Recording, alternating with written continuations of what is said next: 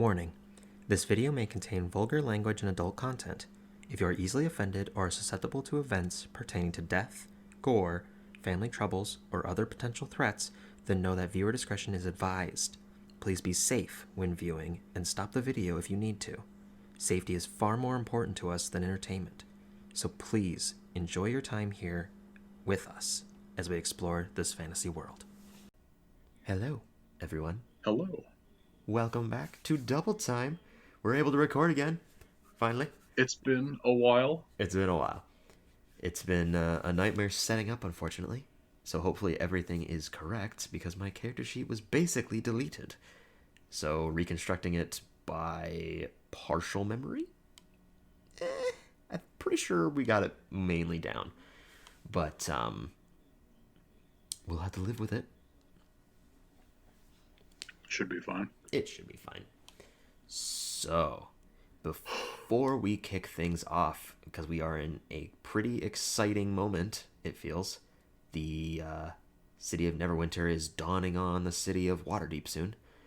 If you're interested in any tabletop RPGs, then I recommend checking out RPGLeague at their Instagram, Facebook, or Twitter.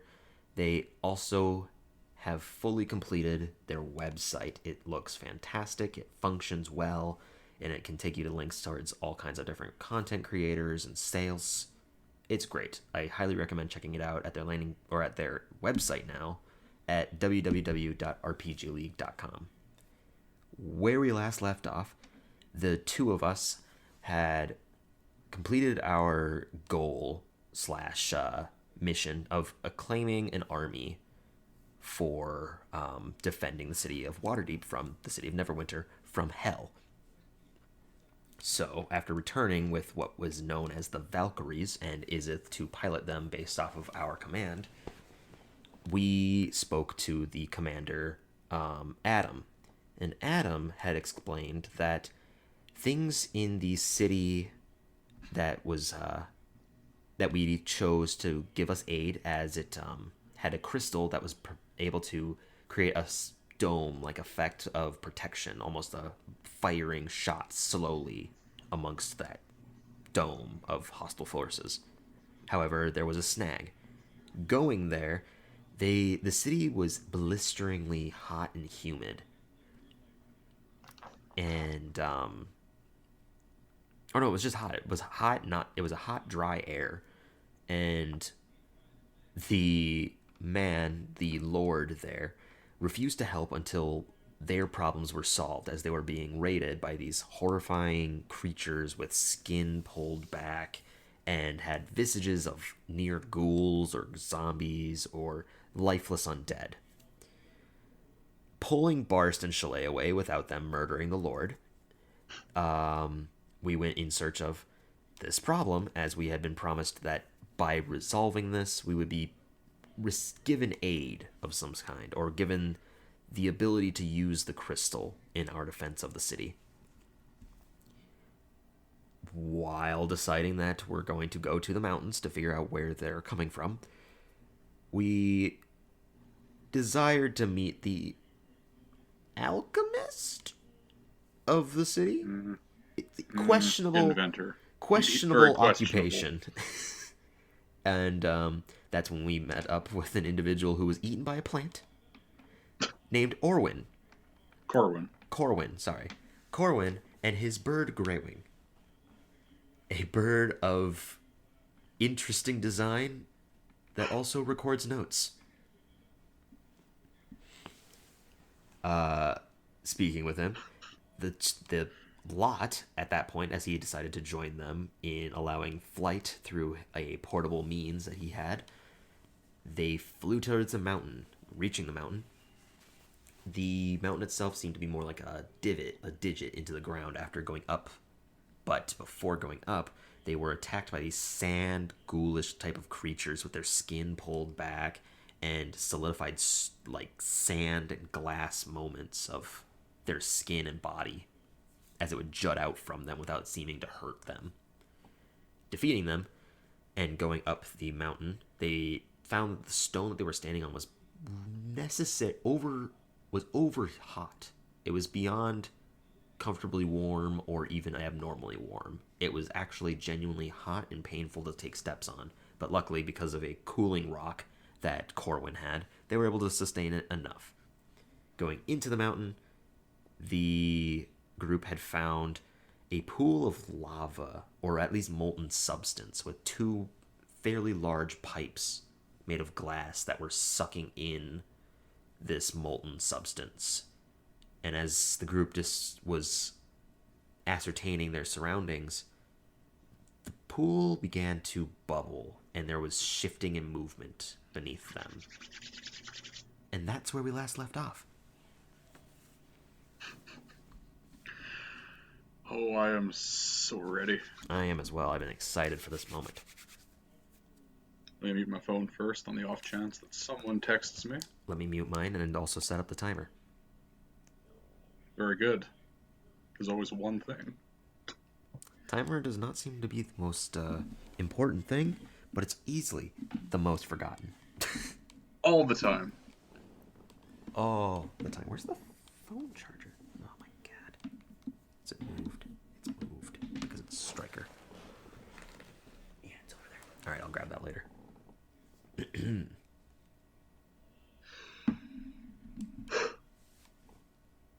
So, Anna. Yes. You find yourself at the head of your ragtag group, approaching this circular room with a pool of something in it. You would know that it's very, very hot, obviously,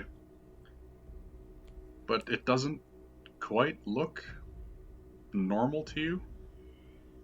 It's not quite what you would expect lava to look like. There's something off about it, but you're not quite sure. Is it molten colored? Like, is it still the reds and yellows, or it's like it's red, but not like the typical orange red color. It seems to be almost blood colored, but not quite that dark. So light crimson in a way. Sort of, yeah. And then the given surrounding, the sand that's around here has been that white glassy texture, right? Yeah. The walls look solid. There doesn't appear to be any give to them, as far as you can see. Okay. Then what I'm going to do is I'm gonna make sure we don't step fully into this room while we're seeing the bubbling movement, right? Mm-hmm. You're still in the tunnel, heading down towards it. Okay. This is odd. Corwin, you said this wasn't a volcano, correct? It's not supposed to be, but that sure looks like it might be. What the hell are these pipes, though? This doesn't make any sense. Well, the city's abnormally hot. Could it be used in that? I suppose. It appears to be drawing whatever this is up into it, but I couldn't tell you where they go. How does it look like there's been a lot of the substance drained out of it? Like, it has been continuous? Is there kind of like signs of it being... No. It's not. So the way it works, the surface of the molten substance is maybe about 3 or 4 inches below the circular floor of the room itself. Mm-hmm. And the pipes just stick into it. You aren't sure if the room at one point was filled. There doesn't appear to be any trace of the substance hardened anywhere on the floor or the walls. You aren't entirely sure. Okay. I see. If that is the case, I don't think we should all move in at the same time. It'd be dangerous, wouldn't it? Most likely. Can I see the pipes from here? Yep, they're fairly big. Maybe like 1.5 feet across.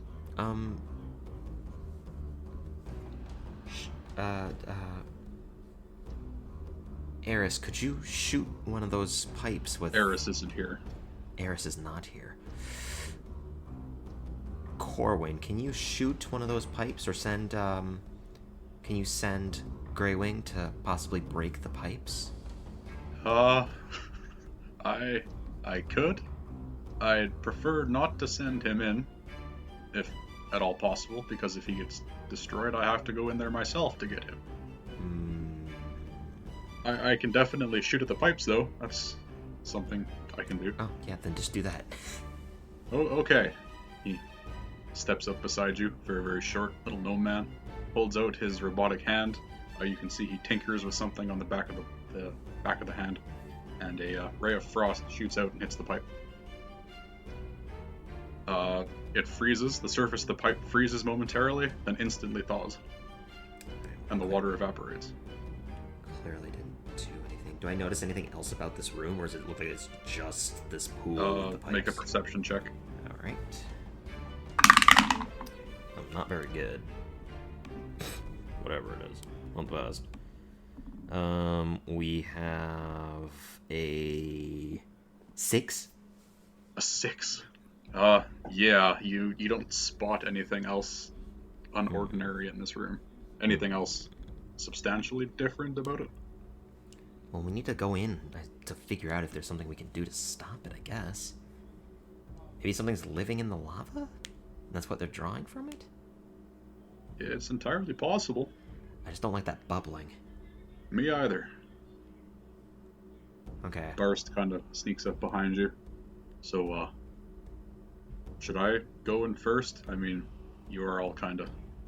How high is the ceiling from it's the floor? It's a domed room, so at the highest point, directly above the pool, probably about 12-ish feet. Oh, really? That short, huh? Yeah. Alright, so flight's not really an option.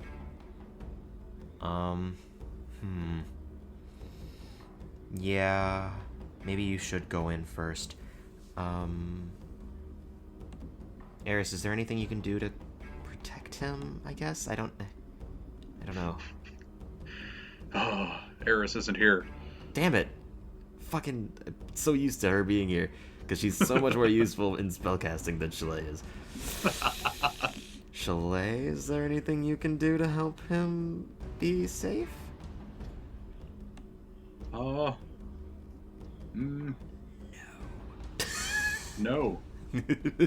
Nothing. I have nothing that I can use to help.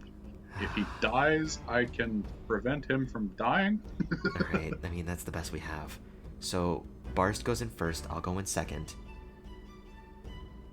Corwin, you come after me, and then Chalet will be in the back. They all get into the order. Alright. And Barst starts creeping in. I'm gonna get a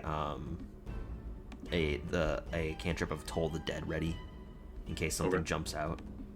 Alright. So you follow him in. Corwin follows behind you and Chalet behind him. And you enter this room. And nothing happens.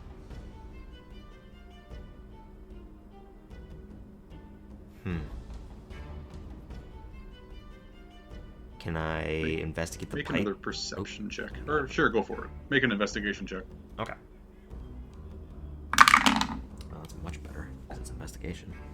14? 14. You notice the pipes are made of some kind of brass or bronze alloy. There doesn't appear to be anything special about them, other than their surroundings, I suppose. And they're just going into the walls? Straight up into the ceiling. Oh, straight up into the ceiling. Okay.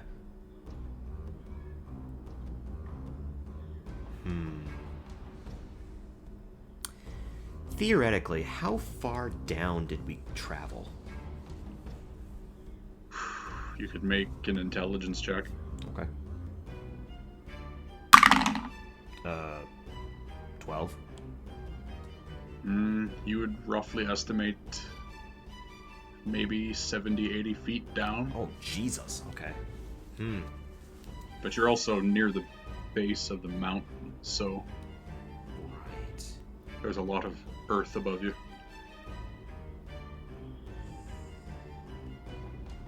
Well, there was like that ring, and then we went into like one of the outcroppings of what looked to be like teeth, basically. Yeah. Okay. Then what I'm gonna do, I'm gonna flap out my wings. I'm gonna see if there's something I can do to stop these. I'm going to, maybe you should all take a step back, get back into the tunnel real quick, just in case you need to run. Corwin kind of turns to you. It would probably be advisable if we all stick together. If we get too far away from the stone, you might spontaneously die, so... Okay. Okay, that's fair. We can press ourselves up against the wall, I suppose. Yeah, at least do that. Not go too far, but stay close to the exit. What I'm gonna flap my wings out, and I'm gonna go up to where the pipe goes into the ceiling. Okay. And the ceiling is stone, yeah? Yep, same glassy stone material as the rest of the area. Okay. Then what I'm gonna do is I'm going to cast Stone Shape. Place a hand on it. I'm gonna cast a 4th level spell for Stone Shape. And I want the stones to press in and close the gap of, like, basically break the pipe. Okay. So, yeah, you cast Stone Shape. The stone begins to push against the outside of the pipe, and you can hear it groaning and straining. And the stone eventually pushes it together and locks the pipe. Oh, great. Nothing else seems to change about the room? No. I'm gonna do it to the other one as well. Okay.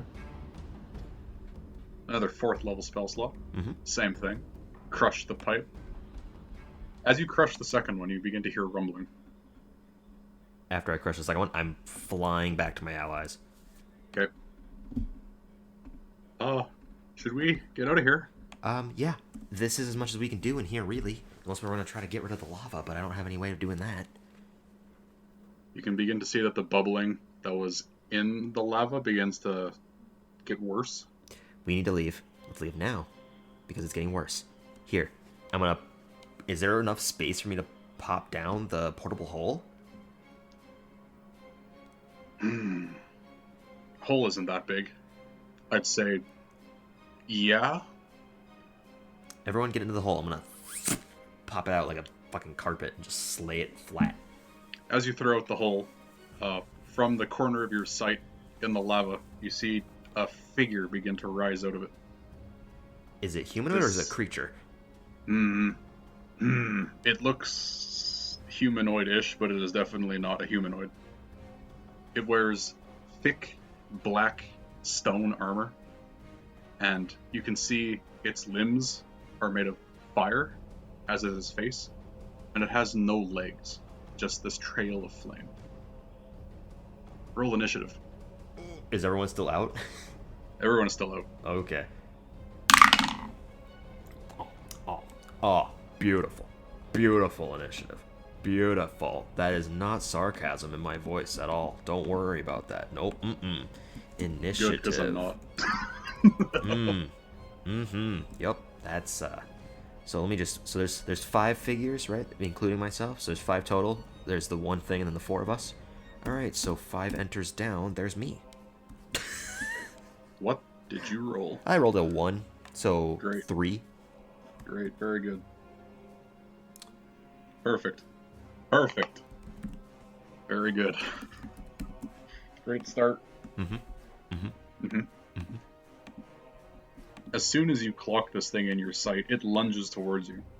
It carries these 2 stone scimitars, and it makes 3 attacks against you. Oh god, it's that fast? Oh yes.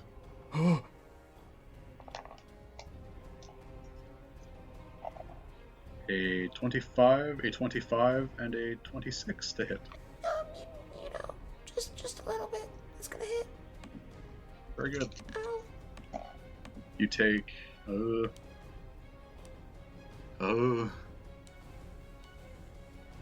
23 points of slashing damage as this thing cuts into you 3 times in quick succession. Oh, I thought you were gonna say the first attack to 23. I was about to shit my pants. Okay, that's manageable. Okay. Okay. Yeah. I don't have time to fucking unravel a carpet now. Instinctively, Chalet grabs her weaponry and attempts to interpose herself between you and it, and she will attempt to smack it with her unenchanted. No, because it's enchanted. Is it enchanted? Because Corwin did that to 2 daggers and her mace. Oh, yes. I recall. That will, unfortunately, just barely miss. Oh, even with the +3? Damn. She swings down at it, and it just deftly knocks her mace away with its sword. So, have I ever... It's not my turn. Not my turn. Corwin will yell in confusion, attempt to move away from the group, so he kind of runs around the outside of the wall, and he will cast a Ray of Frost at the thing. Thanks, Corwin. That'll definitely hit. Ray of Frost is a D6 or a D8? I believe it's a D8, but it does 3D6? 3D8? Because of level? Yes. It's either 3 or it's 2. What level is he? Is he level 10? He is higher than 10. Okay, then it would be 3. 3D8.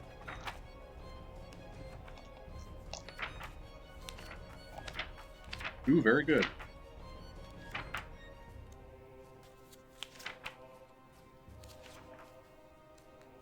Well, that's not helpful at all. So yes, this Ray of Frost hits it, and you can see its flame starts to diminish ever so slightly, but as soon as he is done casting the spell, it just fully reignites, and there doesn't appear to be any substantial damage done to it. Like it resisted it? Not resisted, but it looks unfazed. It looks like it didn't do that much to him. Yeah. First, will run up to it. He will make his 2 attacks. One is a nat 1, so it'll miss. Second will hit for 2d6 plus a d8 of radiant. Yes.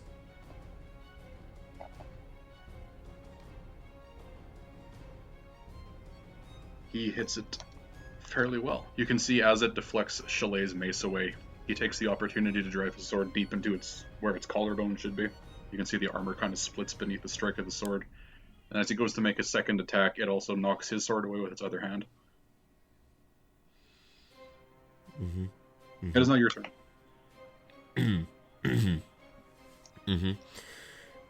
Okay. So what I'm going to do is I'm going to cast Spiritual Weapon at 4th level. The last 4th level spell.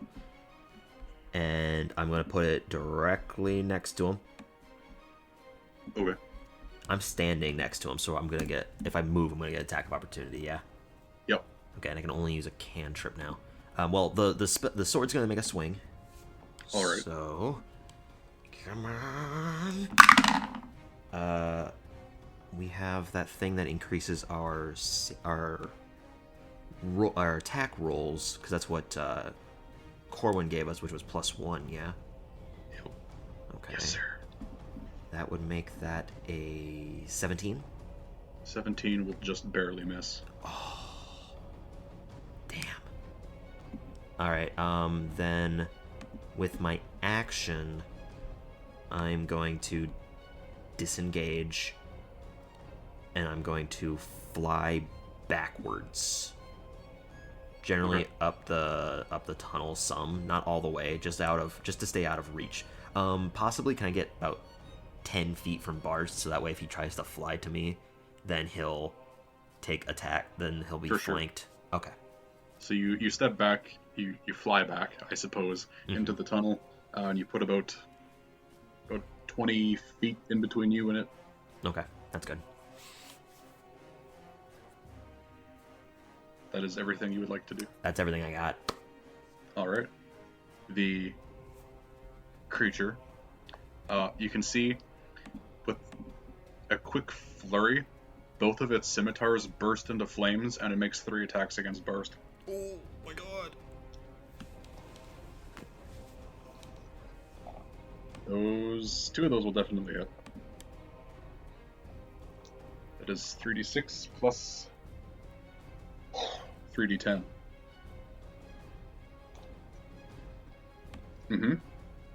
I may have overestimated this. Just a tiny bit. Just a little bit. Uh-huh.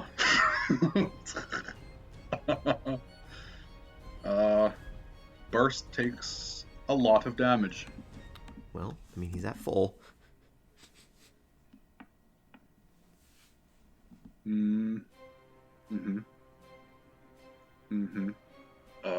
Where is his stuff? The bag of holding. I have it ready. Well, he takes 24 points of damage, so Right, so he's at 55.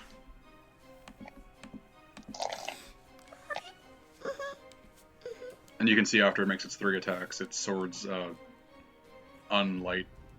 Oh, okay. Yes. Very good. Chalet will attempt to smack it again. She attacks once or twice. She can use a bonus action, being a war cleric, to make an attack, and that's based off of her charisma modifier. She can do that a number of times up to her charisma modifier. Weird. I dig it. I need her stats. There's so much shit on the... Good lord.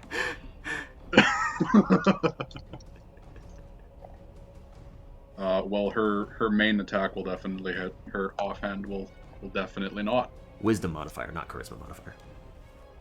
Same difference. I mean, just plus It was 3 a instead of 3. plus 1, so...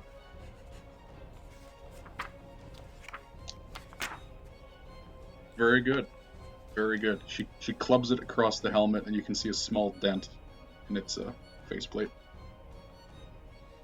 You can see in the pool of lava, it begins to roil again. Oh, God. Oh, there's not going to be 2 of these things. Can I get a general understanding of what this thing is? Can I roll, Make an intelligence check. just an intelligence one? Alright. Come on. Yeah, that's a good one. 21. It's definitely a fire elemental of some variety. Fire elemental? It's wearing armor, though, which strikes you as kind of weird. Okay, weird. Yeah, definitely weird. Okay. If it's a fire elemental, then what I'm gonna do is... Okay. What I'm gonna do is I'm going to cast... It's not your turn yet. I thought you said Barst went. Wait. No, Barst got attacked. Eris Barst got went. hit. Or Chalet went. You can Corwin. take your free information, though. I will consider it part of your movement. Okay. I thought it was my turn because Barst was being hit. It's Corwin's turn.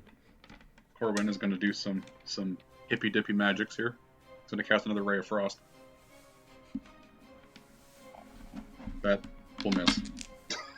That will miss. You can see he holds up his hand, and it kind of sizzles slightly, and nothing happens, and he gets upset and begins to tinker with it. Okay. What? Barst will go. Barst is going to attempt to hit it. Both will definitely hit. I'm rolling exceptionally well. For both parties, unfortunately.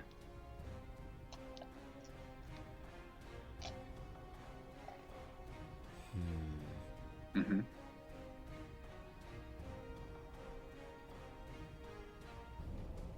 Down. 25 points of damage. Barst. Damn. Beast. Oh, great. Now it's your turn. Okay. Well, as a bonus action, spiritual weapon's gonna make a swing. Yep. That is a 23. That will hit. Okay. So it does 2d8 force damage. 6, 3, 9, plus 3, plus 4, actually. So 13 points of force damage. Ooh, very nice. And the bubbling looks like it was before? It looks like it did after you closed both pipes. Okay. And how wide would you say this room is? Would there be a tangible space for me to put like a 60 foot diameter dome. You'd hit like 99% of the room. Could I put it in a point in the corner to only get the lava? Yeah. Room is 25 feet across, so... Oh, Jesus, no. Because then No. it's a 30-foot radius. Yeah. Okay. Everybody's gonna get cooked. Yeah, fuck that then. Then what I'm going to do is I'm going to run up and... let me double check on the spell, because I'm pretty sure it would work on this. Because what I want to do is I want to try to cast Banishment on it. I guess I don't have to run up to it. I can do it from any point, but... Banish? Can I use a 5th level spell for that, though? Yeah, I could target. I can target another creature, but I don't have to.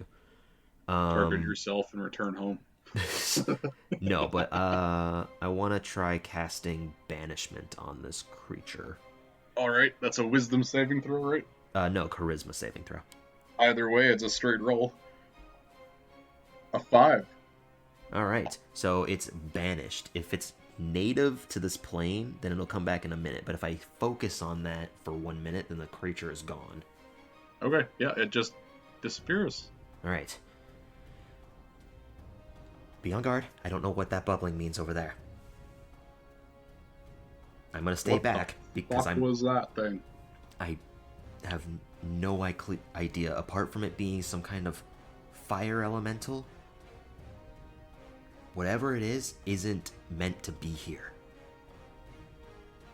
So either we should leave, or we try to figure out how we can close this. Maybe this is a portal to what I know about the planes of elements. Yeah, probably. If this is a portal to the plane of fire, the primordial plane of fire, then that could be what's coming out of this, these flame elementals. Maybe we have to close the lava somehow, or close this substance. Well, none of us have the capabilities to do this at the moment. Then As you're having your conversation, make a perception check. Okay. 10. 10. You notice on the opposite side of the room from the tunnel's entrance, you notice an outline of it looks like a door. Very, very faint outline, like a door was cut out of the stone and then just kind of stuck back in. There's a doorway over there. I'm gonna point beyond to point it out, the shape of it. Should we investigate that, or should we leave?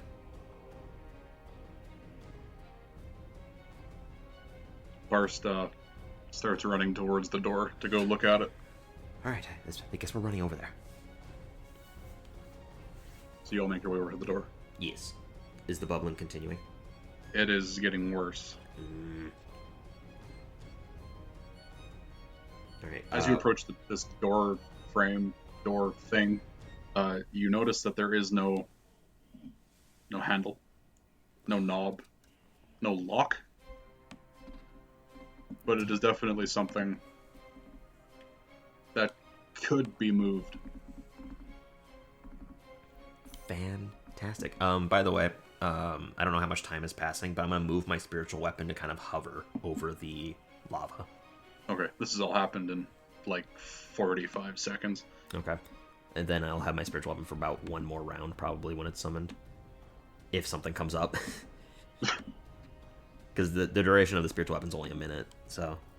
I don't have anything to necessarily get through this. This is also stone? Yep, same stone as the walls. Alright, I'm gonna burn my last 5th level spell. I'm gonna cast Stone Shape on it.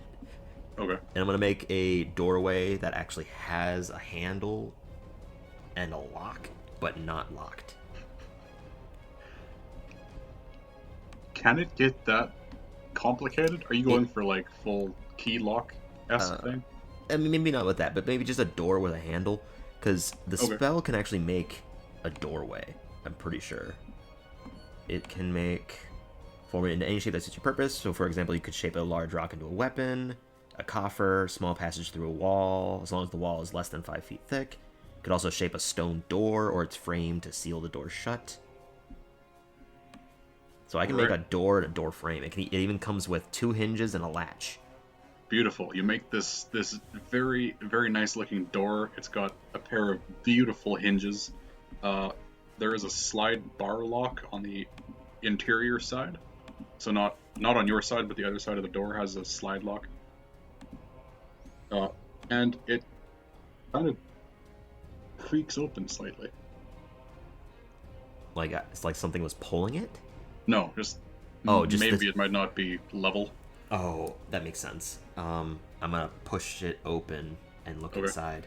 As you're pushing open the door, from the lava, you see 3 more of those elementals burst out. Get everyone inside. Whatever's out here is much worse than whatever's in there. Very good, yes. And you see Corwin kind of just shoves past everybody inside. Little gnomish legs. Shoving everyone away. So yes, you make your way in and you slam the door behind you. On the other side of the door, you feel immense pressure pushing back. Barst and Chalet will attempt to help you. Make a strength check. The 3 of you versus the 3 of them. I rolled a natural 19. That's all I got. There's no strength modifier to that. You can see Barst is like... He's holding the line. Chalet is not. Chalet, just help. And yeah, there is a great amount of back and forth between you and them, but eventually you manage to get the door into a position where you can slide the lock shut, and that's it. They don't keep pushing on it? No, they stop. I'm just gonna fall back onto the door. All right. I don't think they were happy with the fact that the pipes were closed. Yeah, I don't think they enjoyed that. You don't say. But I don't think they'll be able to fix that in any amount of time soon. Well, they definitely only had swords, so I don't think that they are capable, I suppose. What's in this room? This is just another tunnel. Just another tunnel? Does it go down or up? Seems to gently slope downward. Okay. That hurt quite a bit. I'm just going to cast a first level Cure Wounds on myself. Okay. That's a 1d8 plus that's a casting D20. modifier. I'm an idiot. Yeah, it's just 1d8 plus my intelligence. Would that also be affected by the one thing, or is it just my intelligence? Just your intelligence. Just my intelligence, okay. Then I get 8 points of healing back. Very good. Sitting at 49.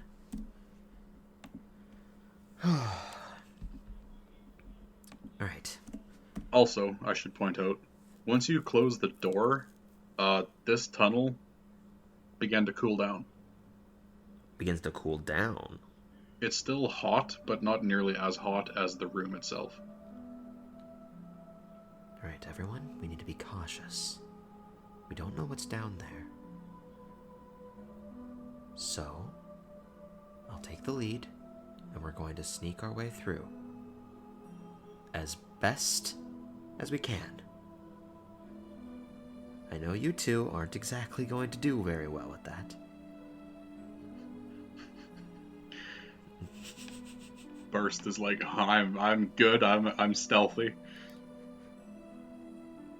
It's either that or you get in the hole, and I don't think you want to go in the hole. I would prefer to sneak. So do well. Oh my god. Hey, it didn't matter. Well, good. You see Corwin disappears into the shadows, but Chalet and Barst both got nat 1s, and they are clomping around. That's fine, because I also got a natural 2. Christ. Our mithril armor. Nice investment. Very, very good. So stealthing our way down with clanging and clanging all the way down. Is there As anything different with the walls as we're kind of going down? the walls, as you go further and further down, they lose the smoothness to them, and they become more uneven, more rocky. They look more like a natural cave now. They're definitely man-made. They look like they were chiseled out in a rush, but they definitely look more natural. Okay. Clang, clang, clang, clang, and I'm just gonna fucking keep going slowly down. You head downward for maybe over an hour. Oh, Jesus. How far down do we travel? Oh my. Quite far. Quite far. Yeah, farther than 500 feet, I'm guessing. Farther, way farther. Like, okay. Substantially farther. I figured, but I wanted to know, just in case of an emergency escape. As you go farther down, eventually the tunnel levels out, and you can see orange light emanating from somewhere down the tunnel that you can't quite see from where you currently are. This better not be another one of those fucking pits. If there is, then we are just leaving. We don't have the tools to get through this. Agreed? Corbin kind of walks up beside you, and he looks up at you because he's so short. Yes, very good. I do not wish to die in this cave. No. So then I'm gonna keep going until I can actually see what's emanating the light. Okay, so you make your way down and forward down this tunnel. You can see from where you currently are, there appears to be like a stone bridge, maybe. Up to a certain point, it is just a tunnel, but then past that point, it appears to be a man-made bridge. And on either side of the bridge, from what you can see, the cave appears to be farther out. Like the walls are farther out. You think it is probably a cavern. Mm-hmm. How far down is the drop, if this is a bridge? You can't quite see from here. You'd have to get closer and look off the side of the bridge. I'll flap my wings out, but I'll do that. Okay. So you make your way. Everybody else kind of follows behind you, but just a tiny bit further back in case something happens. Mm-hmm. You make your way out onto the bridge, and you find yourself in this colossal cavern. You can see the ceiling is up about maybe 200-ish feet, and you peek off the side of the bridge, and you cannot see the bottom. Jeez. All throughout, at seemingly random levels, there doesn't appear to be any set distance in between them, are dozens and dozens of these stone bridges. Dozens of these stone bridges? Are they intersecting with each other? Some are, like T-junction-esque things.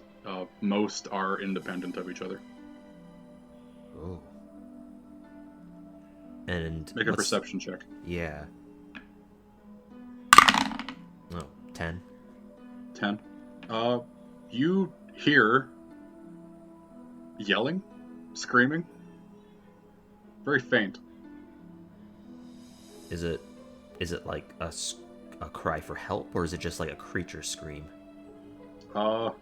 You aren't entirely sure. It's definitely speaking a language, but you cannot make it out. You hear the phonetic sounds, but you can't quite make out what they're saying. Alright, then what I'm gonna do, just because I don't know, like, what's on the other end of this bridge? It appears to be the tunnel, again. More tunnel? Yep. Alright, I don't like this. What I'm gonna do is I'm gonna take the broom out of our bag of holding. Okay. And I'm going to cast light on it, and I'm going to drop it down the hole. Alright. So, you drop the broom off the side, flies down quite a ways, lighting up the darkness. Also kind of important, is this place bright? There is light, but you don't see any light sources. Okay. weird. Yeah, and then I'm just gonna cast light and then drop it down the hole to see if it hits anything. Okay, so you figure bring off the side. It travels down, clangs off the railing of several bridges. Never gets stuck on one, but it keeps falling down. Eventually, you see it clear some of the darkness, and as it falls further and further and further down, the light begins to become ever so smaller, and then to a pinprick of light, and then completely disappears. Oh my god. Alright, this... Everyone, I think we're fine to come out, but this is deep. At this point, the light basically falls out because it's only a minute long. After everybody gets out onto the bridge, you hear down from way, way down below this loud, booming voice yell, "Who the fuck threw a broom at me?" Is that in common? Yep. I'm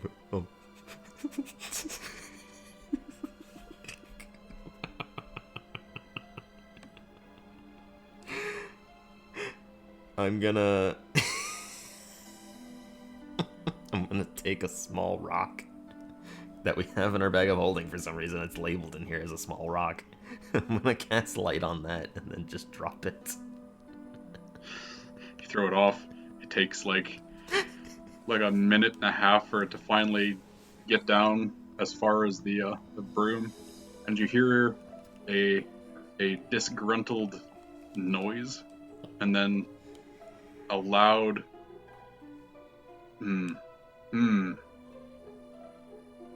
the booming voice echoes out again. Do you speak Giant? That's a very good question. I do not believe that. I think that is one of the languages I do not have. Nope, I do not. Some unintelligible word is spoken, but you have no idea what the fuck they said. Okay, everyone, I think it's time for us to leave. They do not sound pleased to see new faces, so we should leave. How big are these bridges? They are about 15-ish feet wide. The railings go about 3 or 4 feet high. Are they sturdy? Oh, very sturdy. They look beautifully crafted. Like, are they stone or are they wood? Stone. Oh. Yeah, everyone, we definitely need to leave. Yes. Definite. I think we... Yeah, let's all head back up into the tunnel. Everyone, come on. Come. Where the fuck do you think you're going? From the far end of the bridge, you see a stout man with a long orange braided beard, large war helmet with 2 feathered plumes on either side. He's wearing full plate, and he is wielding a large hammer, holding it in 2 hands. And he points out at you. Oh. Where are you going? Does he look dwarvish? You would immediately recognize him to be a dwarf. To be a dwarf? Does he... Okay. We're not... I'm gonna speak in dwarvish to him. We're not here to be any harm to you. We are here mainly out of curiosity for a city's aid. No other purpose. Bah, do not speak to me in my tongue, you knave. But, sir, I am one of you, and I'm gonna use my shape change to morph into a dwarf. I've been in disguise. Like our racial shape change? Yeah, racial shape change. Okay. The armor is much larger than us. Oh, yeah, shit. I forgot about that. Alright, well, that's fine. I've been in disguise. The armor kind of falls off. The pants kind of fall down. You're wearing like a small loincloth underneath everything. All your clothes kind of just bunch up on you. Actually, no, the super... The armor what? falls off, but the clothes get super, like, hot, and they stretch outward. And you look horrible. I've been in disguise attempting to find more work. Make a deception check with disadvantage. Okay, that's fair. Oh, that's fantastic. Pristine. Deception, you said? Yep. 6. Don't lie to me. Why are you traveling with this motley crew then, you whore? So you were reserved trying to say that. Alright, I'm just gonna shape change back into Anna. Look, we're not here to cause any harm. If we're being a disturbance, then we'll leave. Why'd you piss off the giants? We didn't know. We wanted to know. Oh, God, do you normally go throwing stuff off of your fucking towers? Honestly, yes. That's what I've generally done. If I can't see the bottom, then I want to at least know how far. You are a fucking idiot. I understand that, and I am terribly sorry. We'll leave. Can I just ask what it is you're doing down here? I could ask the same of you. Why did you come looking for aid in this cave? We've been trying to find a solution to a problem, mainly. There's been crazy amounts of heat in the city that we were visiting. Ah, I see. And that's what caused us to find the pool of substance up there with the pipes coming out of them. Ah, it's getting worse then. Damn it all. You can see he lowers his guard and kind of just drops the hammer beside him. How far Leans on the is railing and peeks off the side.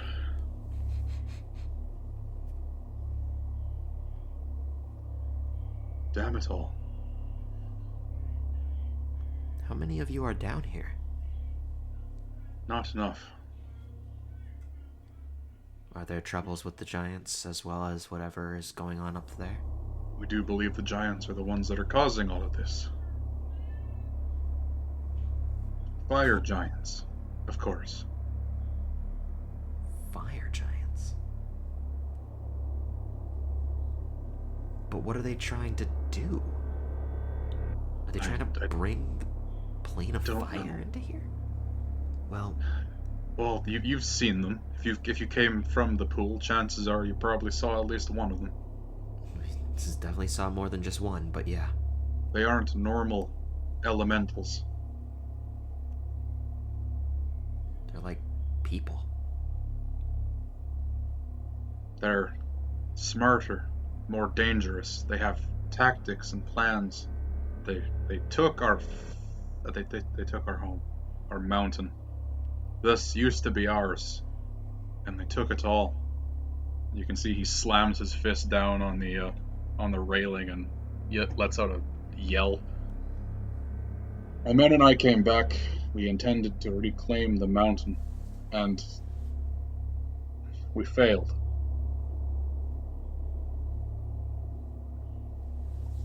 Well, I'm The sorry giants, for that. they've I don't know how to say this.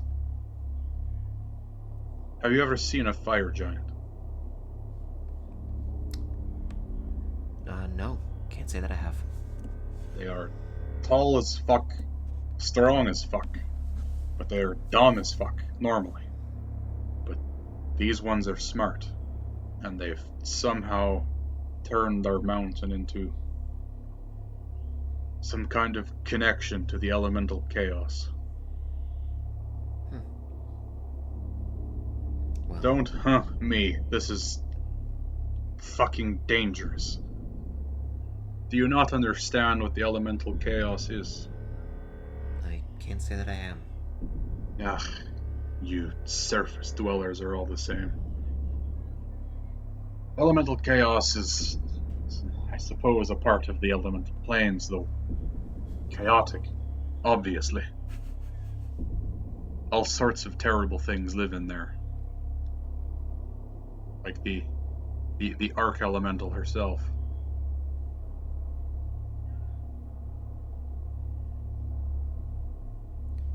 Do you know what they were doing with the pipes for it? We put those there to try to stem the flow of that corrupted magma. Is that what you surface people call it? My common is not very good.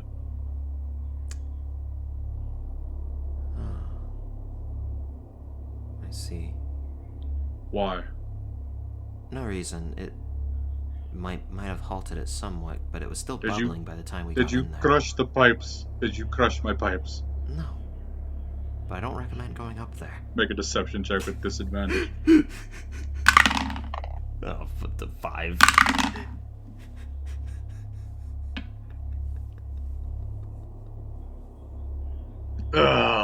You crushed my pipes. How dare you? I thought that they were trying to use it to heat up the mountain. Because it was going into the sea. Kill you. He hefts his hammer and runs towards you, but then I can fix it again. After a couple steps, he stops. I can But fix I would it be again. killed by your friends. This is also true. The pipes were only a precaution. We cannot stop it. They produce more than we can remove. Where was that going? What? The pipes? flow out. Yes.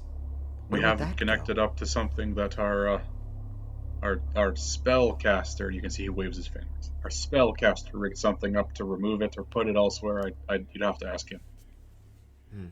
Okay. Well, I'm terribly sorry for ruining that, but we didn't even know that anyone was living in this mountain. Do you know of the creatures that have been attacking the city neighboring this? I wouldn't be surprised if they were some effect caused by the chaos being here. They are quite meddling. Their effects, their powers. Okay. Well, here's what I can do for you. My name is Anna. I also go by Jester or Izeth. We will leave, inform the city that there's nothing that we can do right now. Because we have currently something that's going to destroy our city as well. A force that's trying to turn the entire world into a plane of non-existence almost. So we have a battle and a war to wage on our own front. But when we win that, and I promise you, we will, I know that I am at least willing to come back. I'll fix the pipes, and I will come help solve this issue. I didn't mean to cause more harm. He leaves the hammer where it is and he storms towards you, pointing at you with his stubby little index finger. You will come back, but you will not touch my pipes. Would you rather them stay broken? I will have someone fix them. I do not trust your grubby surface hands. And he spits off the side of the bridge. I mean, I'm not the one touching the pipe. I only touched the stone. That's how I crushed them to begin with. He kicks you in the shin. Ow! I probably deserved that. Sorry, Just sir. a tiny bit, you stupid shit. But I thank you for your assistance. Now, you, all of you, come with me. My accent is everywhere. It's unfortunate, but I am cursed. I guess we'll follow him then. As I hobble together, putting back on my armor. You are strange, and I don't particularly like you. But you offered to help, so I that's fine. I will bring you to my camp. Will That'd be great. I'm gonna probably need to put some ice. Corwin, can you hit my leg with some Ray of Frosts to kind of cool it off some? I'm only kidding. Don't actually do that, Corwin. You can see he looks at you with beady little suspicious eyes, and he claps his hands. You can see Greywing focuses on you, and it hops off his shoulder and walks on the ground towards you. And it opens up its mouth, and this little spigot pokes out, and it throws up on you. Oh my god. The pipe retracts, and its jaw closes, and it flies back up to him. But your leg stops hurting. Oh. In fact, you heal 5 hit points. Thank you, Corwin. Didn't realize that his kick did that much harm to me. Thank you. Had internal bleeding from the kick. Oh, if we're done with the theatrics, come on. Well, I'm just gonna follow him. All right. So everybody follows him. He leads you down through the caves, across several more bridges to what looks to be like an abandoned plaza. It is definitely Dwarven in construction. There are no doorways or anything here. Just kind of more tunnels around. No central feature or anything. Scattered around this room are several more dwarves, all wearing full plate. You can see one is wearing robes, and he is reading a book, kind of tucked away from the others. And the rest of them are sitting around on, loose stones that you're not quite sure where they came from, because this room looks fine. But they're sitting around and they're discussing something. And as soon as they see you, they all turn and stop talking.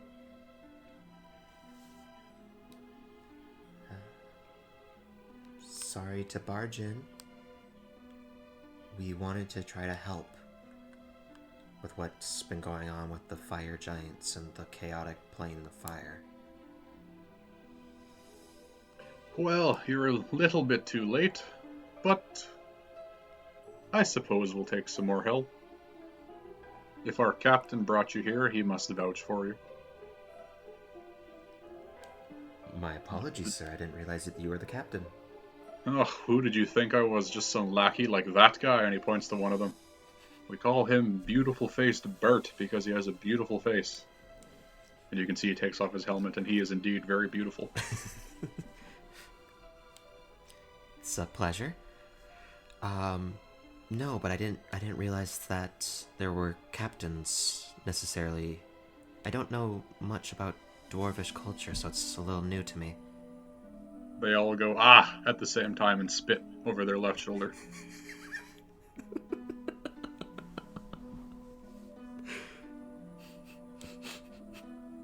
And how many are there? How many of them are there? 7 here. 7 here, and they all do that. Yep, simultaneously. Even the wizard in the corner. Weird. Do not even pay attention. Not even in the conversation, but as soon as they do it, he does it as well. And he's the one that was funneling the substance, right? The wizard slams the book shut and walks up. Yes, that was me. I am indeed a wizard, and I am indeed getting rid of that cursed, defiled magma. What was the pipes actually accomplishing? Just They were removing... sucking it up and sending it away. Why? What do you mean, were they doing? What did you do to my pipes? Captain slaps them. They're my pipes, you idiot. He slaps the captain. They're fucking mine, you shit. What did you do to my pipes? At the time, it seemed to be, from what we were gathering, controlling it. So we thought, what I thought, possibly disrupting the flow would halt its progress. But because at the time, there was already bubbling forming in the center of it before I did anything. You can see the wizard begins to shake in anger, and the captain kicks him in the shin. Calm the fuck down. I already kicked him in the shin. Calm yourself. I would show you the bruise, but it's actually healed over. Your pant leg is still moist with this oily throw up from the Greywing. Gross. The wizard walks up to you, extends a hand, thick dwarven hand. I will shake his. Great. So you've come to aid us. Yeah. What, well, I wanted to know more, but we are also currently on a front of war ourselves. Surface dwellers and their stupid wars. When will Well, they realize that there's more to life than fucking borders and trade and... This actually doesn't involve war between nations. It's war between us and the Magi. Who the fuck are the Magi? They used to be accompanied... They're more or less like a cult following an individual who used to be a member of the Red Wizards, or at least a rendition of him was. He's turning land into places of non-existent life, affecting stone while also affecting life itself and others. So Wizard looks at you. This is a surface dweller problem. Don't trouble me with this bullshit. well, regardless, I still intend to resolve it. But once that's fixed, then I can come back. I'm Are you going to attempt to retain? I am going to attempt to retain. Do it. 8. Nat 1. Another 5 minutes. Alright. Well, I suppose that's all we can ask of ye.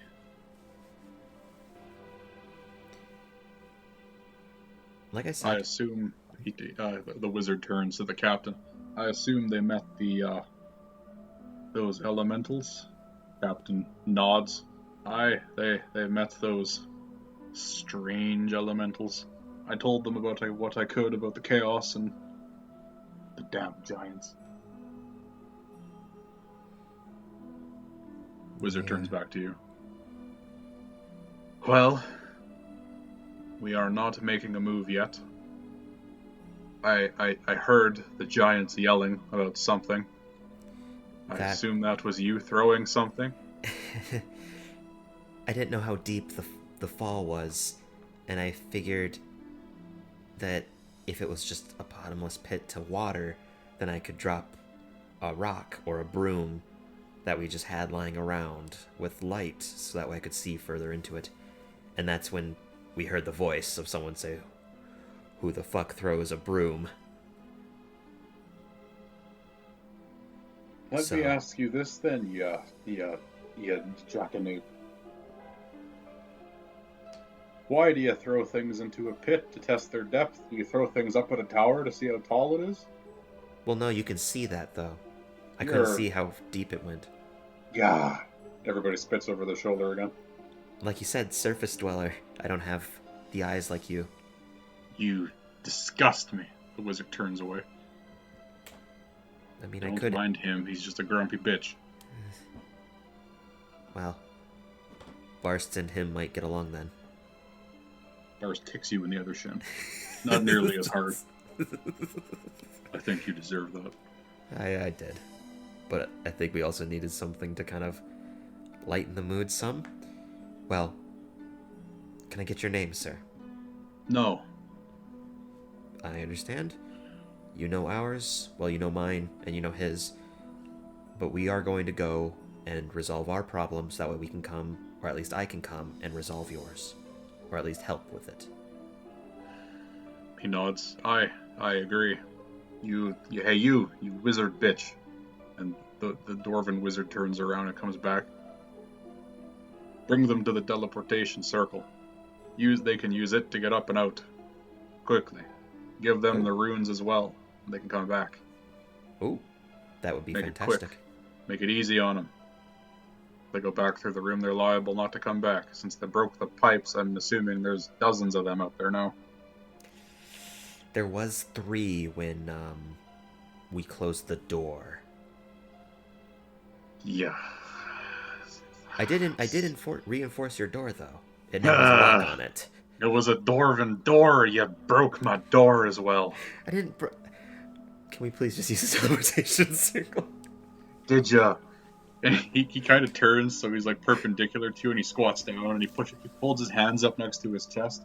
Did ya push it open? And he pushes his arms out. Did ya push open the door? I did not. Ah! Everybody spits over their shoulder again. It was just a door. We ran into it and it didn't seem to move. So I just made another door. You turned our door into a worse door. I hope you can reach the lock.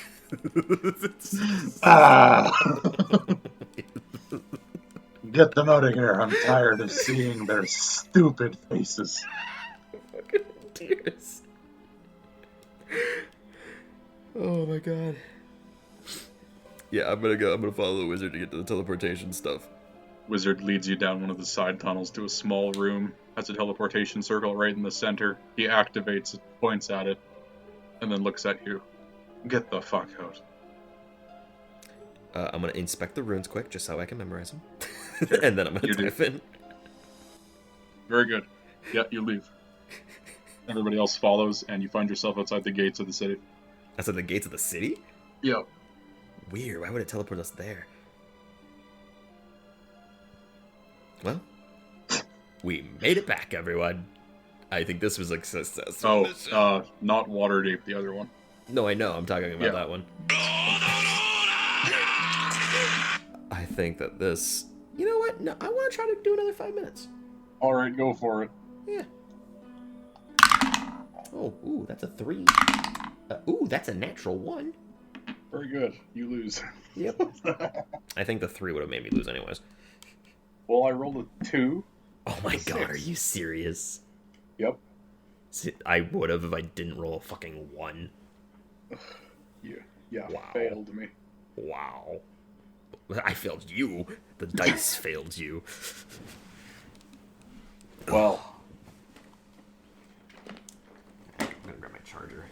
It has had that door locking magic.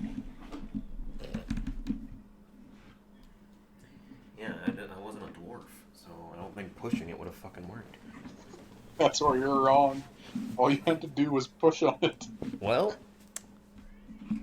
when there wasn't a handle, and sense of urgency, I was like, maybe we can't push it open. Fuck it, I'm just gonna make another door. Worst case scenario is there's other people on the other side, and we just have to teleport out. That's the worst case scenario. Jesus Christ. That escalated.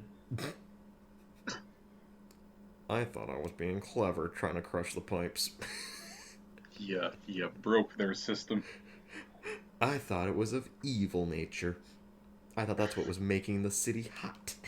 It is, but it's not the pipe's fault. I don't know. Say they got like 5 of these things, and I stop all 5. I stop all 10. 10 pipes. Problem solved. No more lava. Pissing off fire giants way down. Wow. Pissing off the dwarves, breaking their door. I didn't break it. It just turned it into something else. You know they're gonna go back up the tunnel later and go, Gah! And spit over their shoulders into the dwarf's face behind him. It just goes in a line. Looking great. Oh my god. That was funny. Well, so all in all, it's been what? Because it was about 4 hours travel there, an hour to travel down. I want to assume like another hour just for all the shenanigans. Early evening. Yeah, so we only have like a little bit, like 24 hours? A little bit more than that? Yikes. Oof. And we're gonna sleep beforehand. Oh yes. Oh yes. Alright, just for the sake of things, what do we have attuned? We have attuned the Dagger of Dark Stabby Stabs. Does that count towards your attunement as well? It does. All right. We have that, the Cape of the Montebank. And that's it. What about the Ring of Protection? Yes. What about the 8 beads of Fireball? That is just a magical item. Okay. Bell of Corporealism is also just an item. Okay. Then yeah, I think we're fully attuned right now. So okay. What was the thing that dude gave us that increased our spell attack and save DC? I don't remember. It I'd have to re-listen to the episode. Yeah, it was something. I don't think we're getting any magic items with 23 gold, so we'll look it up later. I'll probably listen to it later back. Okay. I am ready. As am I. So, Jester. Oh, hey. You come into consciousness as this wave of the nice cold energy that was in that nice room where you were already disorganizing the organizing that Anna had done before. Except this time, you were only turning the books upside down. That'll show her. As you immediately come into consciousness to the body's senses, you're blasted back by this heat of dry air, and it's just hot. Luckily, it's not too hot, as that stone of cold is in Corwin's pocket, but it is definitely uncomfortable otherwise without it. You can see people in the city seem to be walking. Some of them are very attentively trying to cool themselves off using whatever fans or improvised fans they can. People seem to be sitting inside of water buckets and bathing or just trying to cool off. It's so hot. Oh. Well, I'd say it would be, but I haven't been away without this rock. I wish to leave and never return. But I thought you wanted to... Oh, this is the other you. Right. This is the only me. Anna? Yes. Make a deception check. You'll never beat me. Oh, he might beat me. No, he will not beat me. That's a 23. What? How did you think that he might beat you? You rolled a 12? He rolled a 12 as well, and I don't think his wisdom modifier is going to put him past that. No. Well, good. Glad to see that you're still in shape, but does that mean you lied to the dwarves? Doesn't matter. We need to go and inform his lord and find out whether or not this is substantial enough. I don't think he's going to let you take the crystal, based on the fact that nothing is changed. I squint at him. Corwin?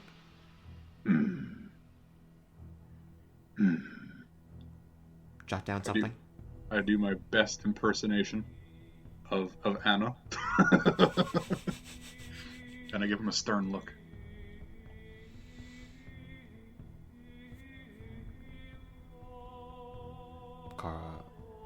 Greywing? Anna is a compulsive liar.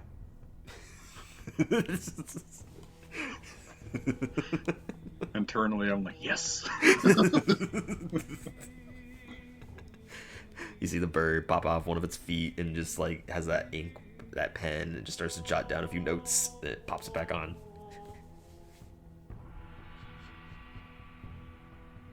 Well, let's go then. Yes, lead the way. I don't know my way around, and I am also not a compulsive liar. That's what a compulsive liar would say. No. Moving on. And he starts to make pace towards the Capitol building, or the castle itself. Alright, yeah. We all follow. Okay. Making your way across the city, it takes the better part of maybe 10 minutes being towards the entrance that you had essentially left from, more or less, or at least in the general direction. Hell yeah. You travel into the city, and a lot of people are hot. There are several people that have been passed out from exhaustion or being carried away inside the building, and a number of people that are still selling their wares as much as possible. A lot of them seem to be fruit, and the fruit themselves look very refreshing. Like they're meant to be extremely watery and juice filled. You see tons of apples, tons of different, a variety of fruit. I see. Making it to the Capitol building itself, or the castle, you can see the Lord in all of his tininess is there. In his halfling self, right? Was he a halfling? Either a halfling or just a very, very, very small human. Small human, I remember, because he has a growth deformality.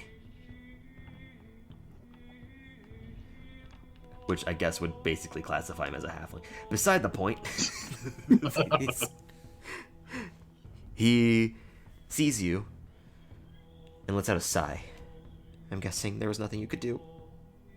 The city is doomed. We're gonna rot in this heat. Oh yes, obviously.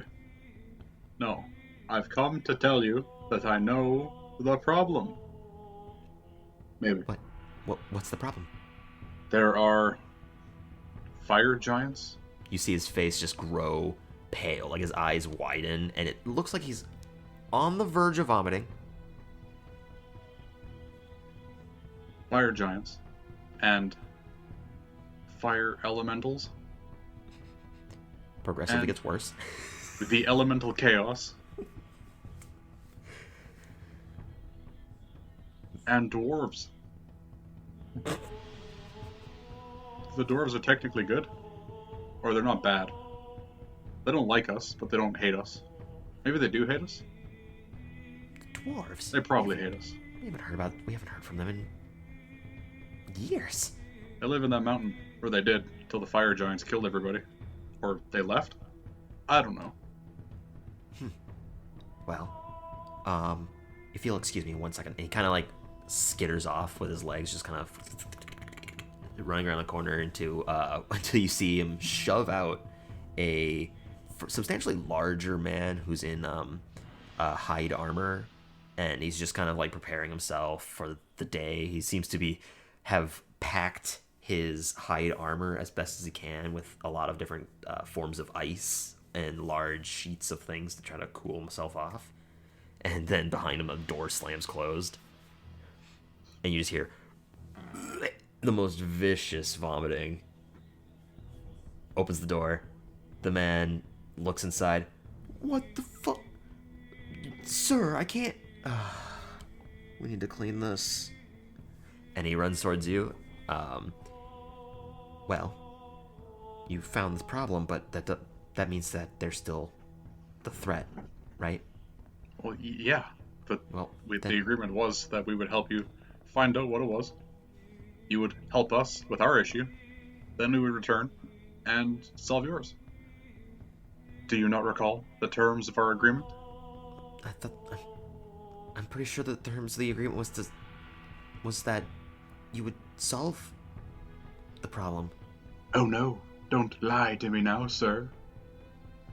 To be fair, as a DM, I genuinely don't remember. I'm fairly certain we agreed to find the problem. He would help us, and then we helped him. But I may be mistaken. Just for the sake of it, make a persuasion check.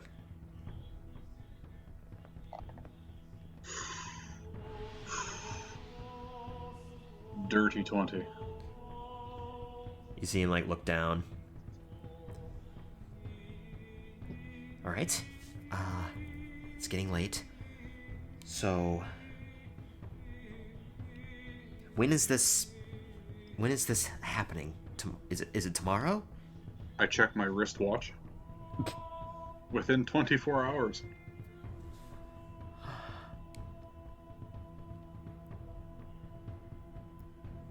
Carter? gather all the guards and keep them stationed at the gates. We're going to have to defend it for 24 hours. And the one man who's in the hide armor that was just talking about having to clean up opens the door, and he seems to have like a rag and a bucket with him that seems to be filled with substance. Understood, sir. And he just hurls them back into the room, slams the door closed, lets out a huff, and then goes charging out. You have 24 hours. We'll send the crystal. It'll take some time for us to get it there, but just know that we will do it. And I hope that You misunderstand it. The attack is in 24 hours.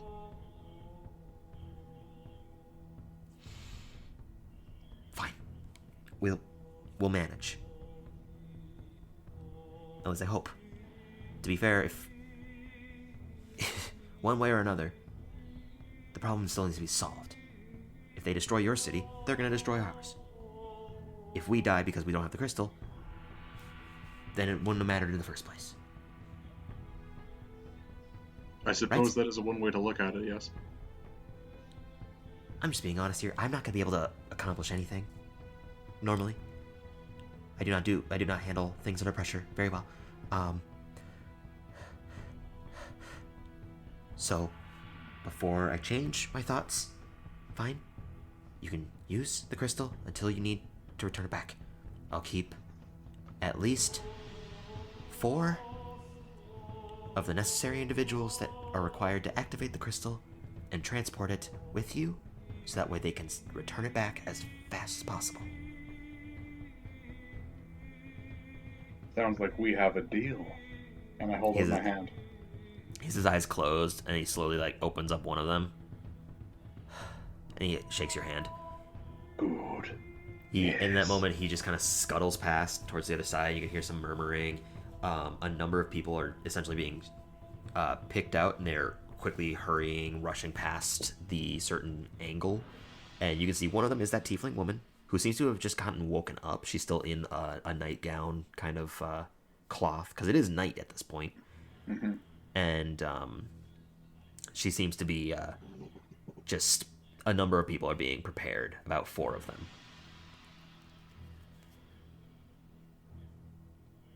So, what do you do? I turn to our gathering. We should find Eris. Right, she was still here. I would imagine what was she doing? She was sending information back. That was almost a full thought. I'm imagining she's in the castle, so possibly over with the children, where the children were before. The children. Either that or she's... Somebody think of the children. Hmm? Oh, nothing. It's either that or she's rummaging through Corwin's things. I'm going to go check my station, and then I will come back. Do not leave without me yet, so I know where I'm at in Waterdeep. I've never been there before. You're coming with us? Well, yeah. I have nothing else to do except sweat in the heat. Well, I won't, but everyone else around me will sweat, and I'll have to smell them. If you have a cold rock, why haven't you made a floral scented rock yet? You see him puzzling, looking down. Corwin? We need to find another rock. I have an idea. What?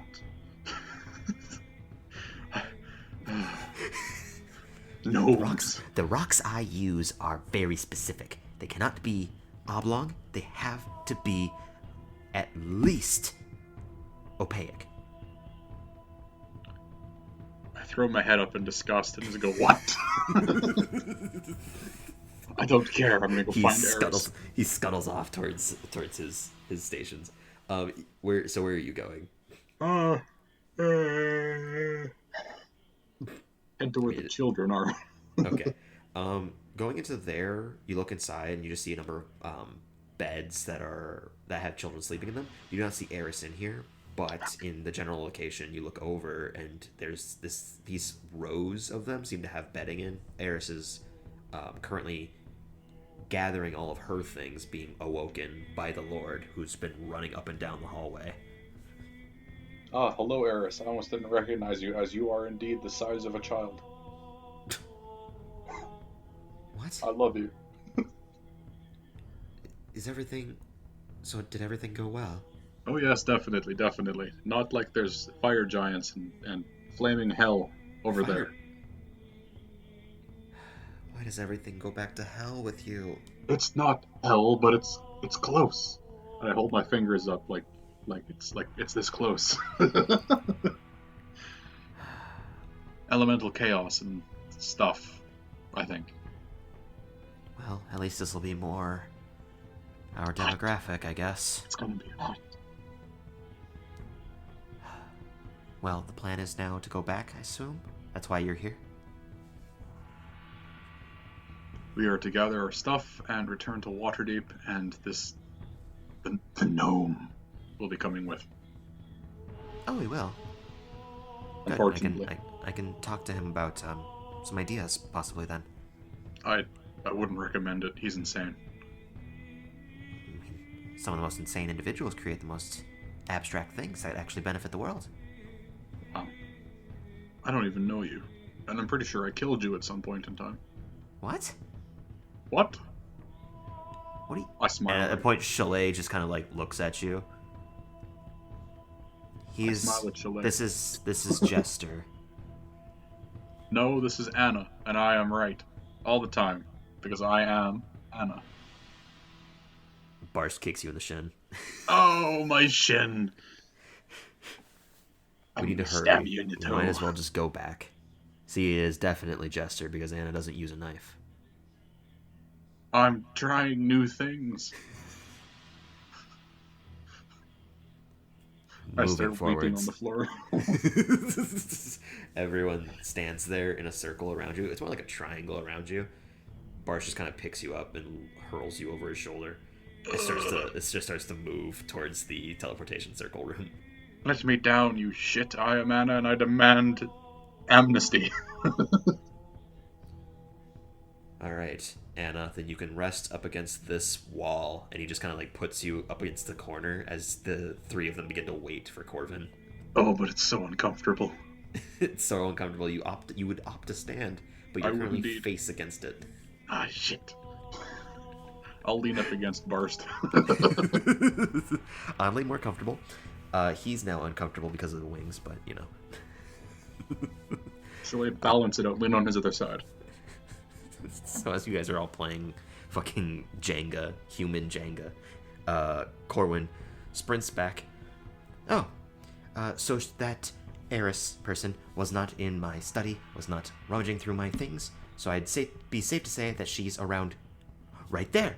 And he points over to Eris, who's quite literally just standing there. Very astute. A master of perception. Well, I leave it to Corwin for my eyes. And Corwin kind of like looks at you and his eyes squint. I squint at the bird. It squints harder. I squint harder. Roll squint. I'm rolling for squint. That is a nat 20 for squint. You squint and squint harder. And Corwin bows a head to you. And then just flaps back. Good. Alright, if we're done with these fucking games, we're under siege. Oh, I'm sorry. I turn to Barst. I'm just trying to keep things light. He squints. And then goes into the room. I just close my eyes. Everyone walks into the room. I follow with my eyes closed, stumbling around. Okay. Making your way into the room, there's a moment, and you realize the person that teleported you here before isn't here. And that's when you kind of look over, and Corwin's already kind of inscribing in the ground with like a sharp device initially. All right, everyone, hold hands. Is this necessary? No, but I'm trying to lighten the mood. And he taps a foot onto the marking, and everyone gets teleported away. This rush fills you and eventually just comes to an abrupt halt. Your stomach lurches in its place. Your vision fades ever so slightly and kind of vibrates in place. You feel incredibly dizzy. Then your eyes begin to kind of fill slowly. The nausea goes away. And you're standing in an identical room, but there's no heat. Oh, I hate It's rather cool. teleportation. Oh, I hate it so much. Everyone else is kind of also reeling from it, except for Corwin. Corwin seems to be fine. Oh, of course he's fine. Fucking gnome. Corwin, the robotic bird. Wait. Oh no, that's Greywing. That's Greywing. Ooh. I have been having Corwin. I have been meaning for the bird to be. Doesn't matter. None of that was necessary. Either way. So, Greywing is bird. Corwin is gnome. Solved. But yes, Corwin is still fine, as well as Greywing. How? I don't care. Your gnomish secrets are far beyond my feeble He holds up the cooling grasp. rock. What? I don't know. I guess I'm just normal to it because of how long I've been flying on my own ship. What? He just puts it away. The door opens and he smells the sea air. It's been too long since I've been able to smell the sea again. Do you fly above the sea, or do you go through the sea? I haven't done either. What? I fly around the city. I have to stay within the quarters. So you fly around in your boat around the city. Well, yeah. Where else am I gonna go? Everything that I need or want is inside my laboratory. You ever wave at people? I would, but generally people are trying to stay cold these days. I see. The other thing is you can't even smell the sea air even though we're nearby it. Something tells me you're responsible for this whole thing. But I have no evidence. Greywing, make a note. Anna is always suspicious of good friends. Yes, and I despise gnomes. I'm a gnome racist. Chalet just puts a hand on Corwin's shoulder. Just ignore everything. Let's just go. I'm tired, and I want to rest. I have a headache, and I need some liquor. And she just kind of like pushes him off to the side slightly, but very gently, and just continues to go forwards down the steps. I follow her. Okay. Following down the steps, it is nighttime still, so a number of people are not in the building themselves. You can see there are a few, and they look to be dreadfully exhausted, but they're working through the night.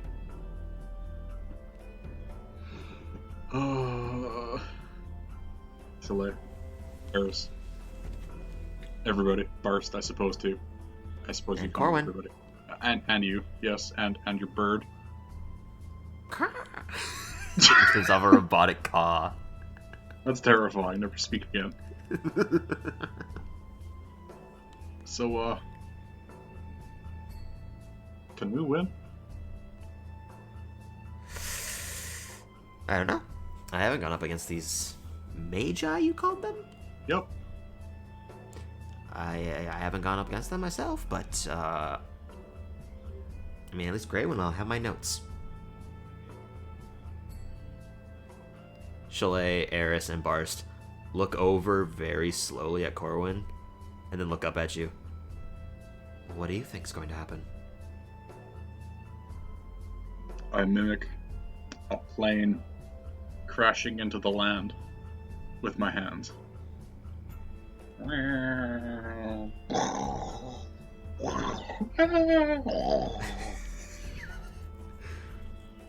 That well? Maybe worse, maybe more screaming. Well, we don't exactly have a choice. It's either we fight or we lose, so...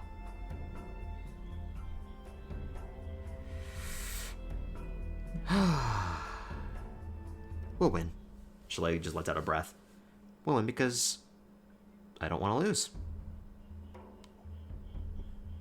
Plain and simple.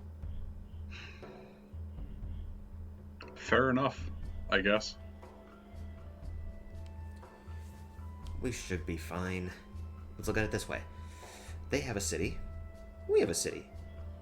Theirs is in the air. Ours is on the ground. What benefits are to both? Well, ground obviously isn't going to be able to attack the air, but the air is much more easy to spot. And we have this crystal coming, so maybe that will do something. You're... I leave. You leave as Chalet has this ignorant confidence. And the three of them just kind of like look at each other and slowly follow. I start heading back to the yawning portal, and on the way, I pick up my my inner phone, dial pound. Hello, Anna. Yes. I may have done nothing. I've been quite distracted with what you've done last night. So, Did you enjoy your surprise? Oddly enough, the fact that the books were upside down infuriated me more. Nice. It hit my perfectionism, and I had to reorganize everything based off of the fact that they were upside down. Next time I'll put them upside down and reverse the order. Does that help as well? If you do, I will be sure that you never see those precious daggers again. You wouldn't dare. They do not matter to me. But I won't do it. If you take my daggers, I'm gonna smudge your glasses real bad. I still have to clean those. Gonna lick the lens. What is it that you want? I wanted to say hi, and that's it. Okay, bye, and I hang up. Okay. So hanging up the phone, your thoughts now focus in on the yawning portal, and when you enter, there is a number of patrons, some of them unconscious, some of them heavily drinking, and some of them just kind of sitting idly by watching those drinking. You also Goes see to a bar to watch people drink. friends, Gnomes. family. You do see a gnome, but he is passed out. Good. Otherwise, it is varying races. Alright. You do see the human bartender who's there cleaning a glass. Hey, hi. Gives you a nod. Can we all get food, please? He Maybe a points to half a portion table. for the gnome. He points to a table that seems to be clear and actually freshly clean. And he just gives a nod. Thanks. After you sit down, immediately following behind you, he has 4 plates in hand, and what looks to be a singular plate that is tinier, just a little bit tinier, about like a half size, but it has an identical meal, just shorter and smaller on it. And he puts all of them in front of you. Meal. It has a small toy next to it. Yes. It looks to be of a Hot Wheel. Hell yes. But no, it's nice food. It's definitely something of par with what you've tasted here before. A nice hearty meal that kind of like sits in your stomach. You can just feel full. Oh, never fails to disappoint. After everyone's never finished, he fails comes- to please me. That one, it's good. After everyone finishes their meals, he skirts on by, picks up all of them, gives a brief nod, and then goes over to the bar again, puts the plates down out of sight, and goes back to cleaning the mug. I suppose we should all get to sleep. Unless you have anything else you want to take care of beforehand? Anybody? No, I don't think there's anything else we can really do.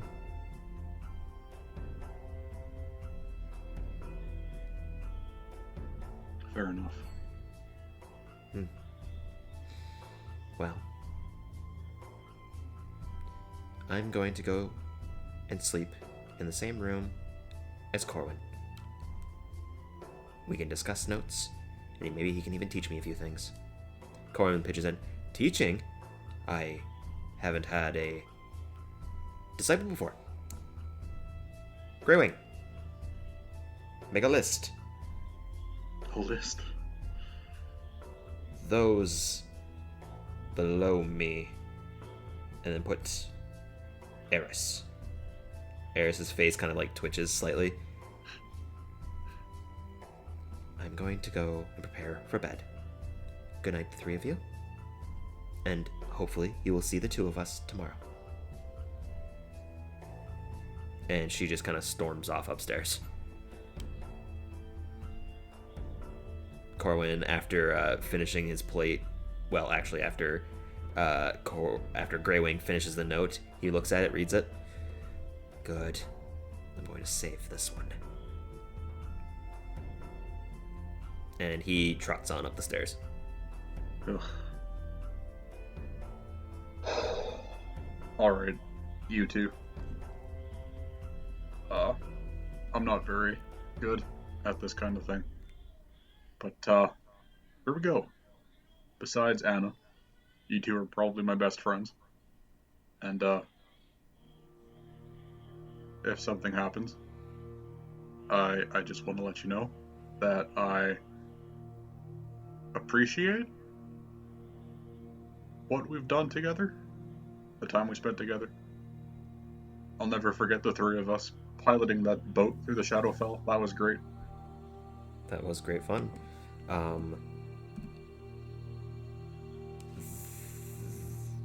Though the portable hole has been a bit abused, I think, and being a person now, I think it would be fair that we walk as normal people, but I understand the circumstances behind it. Chalet, punches him in the shoulder softly.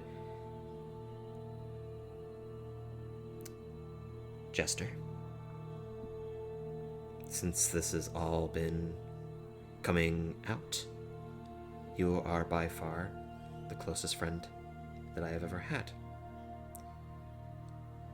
Even before everything that happened in the Shadowfell, you've been a light.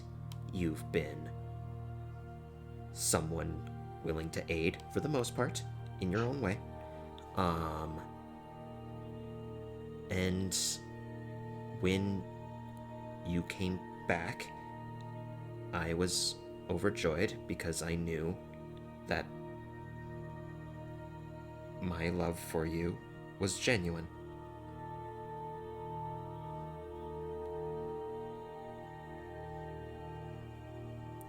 With that, I am going to go to bed, and I want to get a nice, long beauty sleep before tomorrow. And she stands up, walks upstairs into one of the rooms, goes for the door, realizes she doesn't have a key, and right before anything, you can see the barman very swiftly hurls a key up there in almost a dart format, and it sticks into the wall. Thank you. And he gives a brief nod, goes back to cleaning the mug, and she opens the door. I sit there dumbfounded for just a hot second.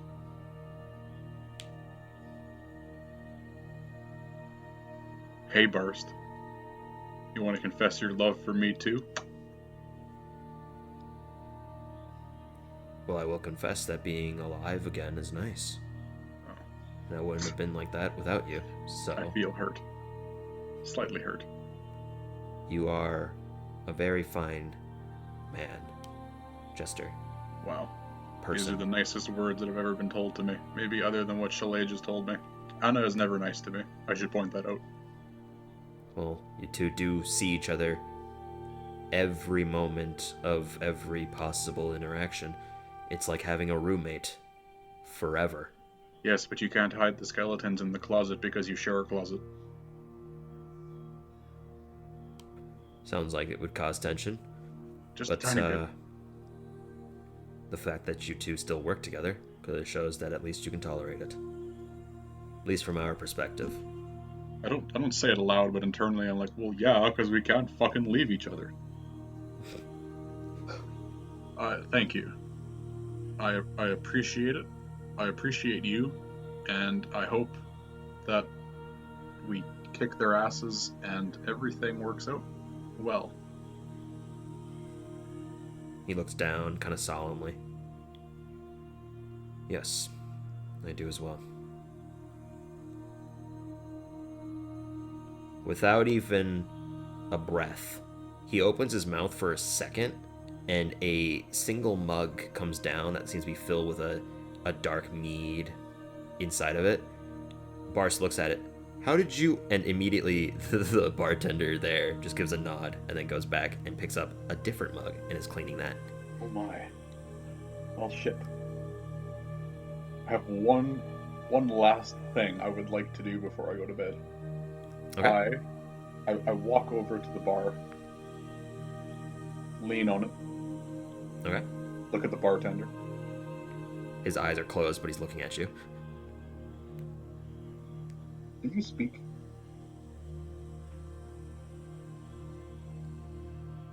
He gives a nod. Will you speak right now?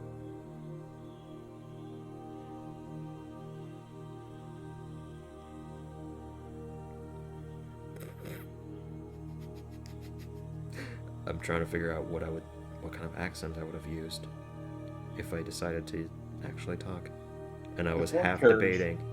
If one carriage leaves Waterdeep, traveling southward towards Baldur's Gate at a rate of 12 miles a day, and another cart leaves Baldur's Gate heading north to Waterdeep, traveling at 8 miles a day, how long until they meet each other? His eye kind of... His face just kind of lowers.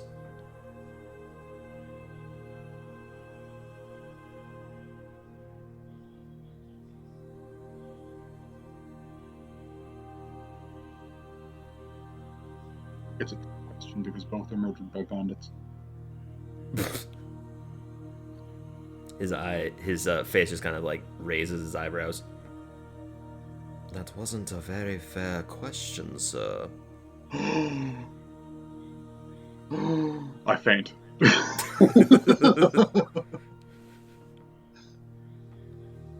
Perhaps you should go up into your room. It would be terrible to sleep on your back like that. You are absolutely correct. I'm sorry for harassing you at your workplace. Thank you. Good night. Enjoy. And hopefully everything is resolved tomorrow. That guy is cooler than we will ever be, Anna. Holy shit. You're cooler than I ever thought. You got him to fucking talk. I go to bed. As you're going up the steps and preparing, Bars kind of stands up with the mug in hand. Jester, thank you for everything.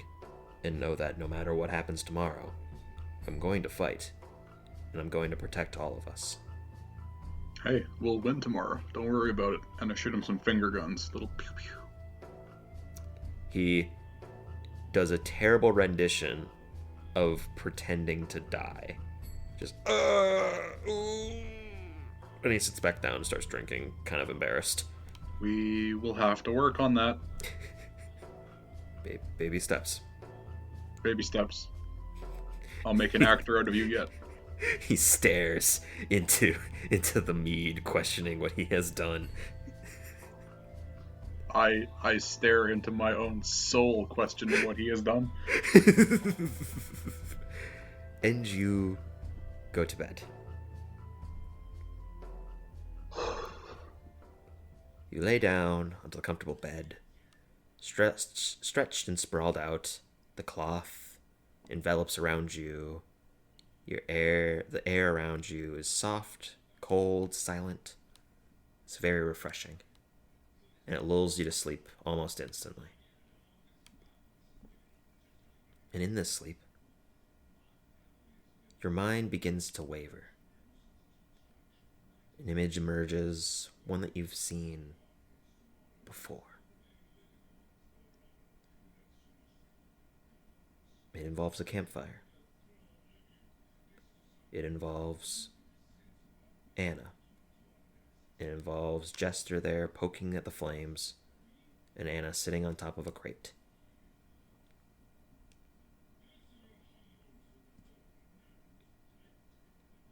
So, that's everything. The time is up, and there's nothing else that we can do. Jester stands up, stretches his back some. Yeah, but what's done is done. Can't exactly do anything else.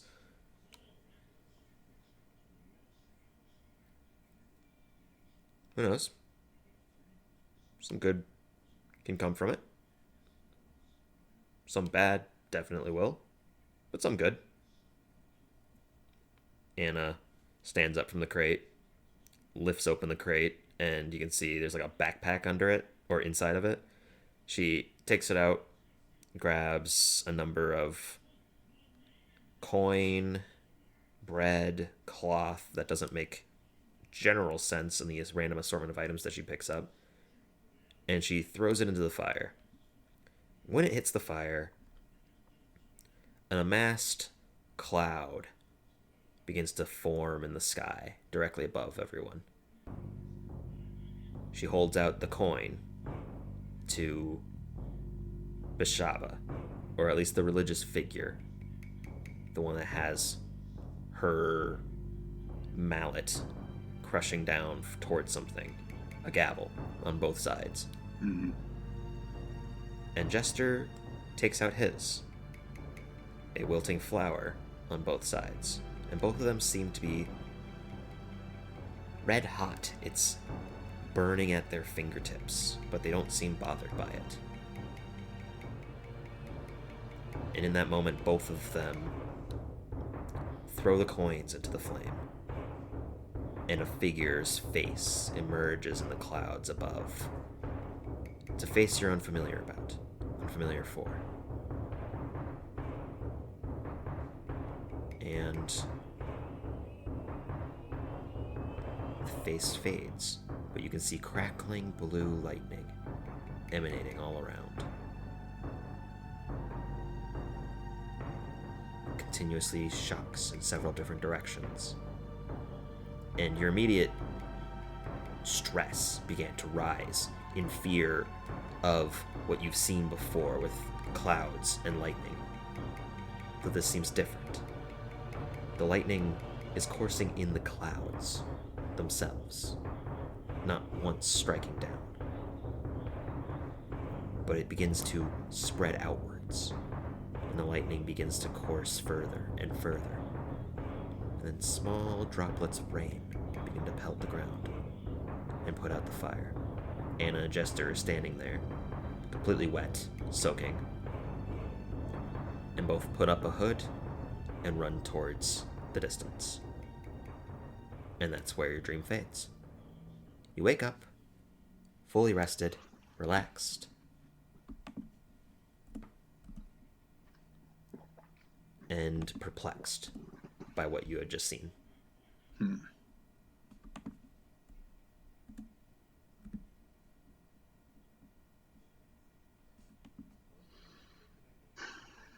Anna, I assume you've been having these dreams as well. I have.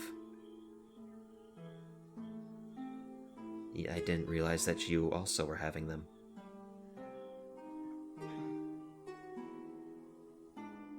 I don't know what they mean. But that's not us. We've never been there. No, but they've been... We've also never, I suppose, physically manifested directly next to each other. I suppose that's also true. We don't have our own separate bodies. So how can there be both of us there to begin with? It clearly means something else, but I can't wrap my head around it. It's always the same scene. A campfire, small crates, myself sitting on top of one with you poking at the flames.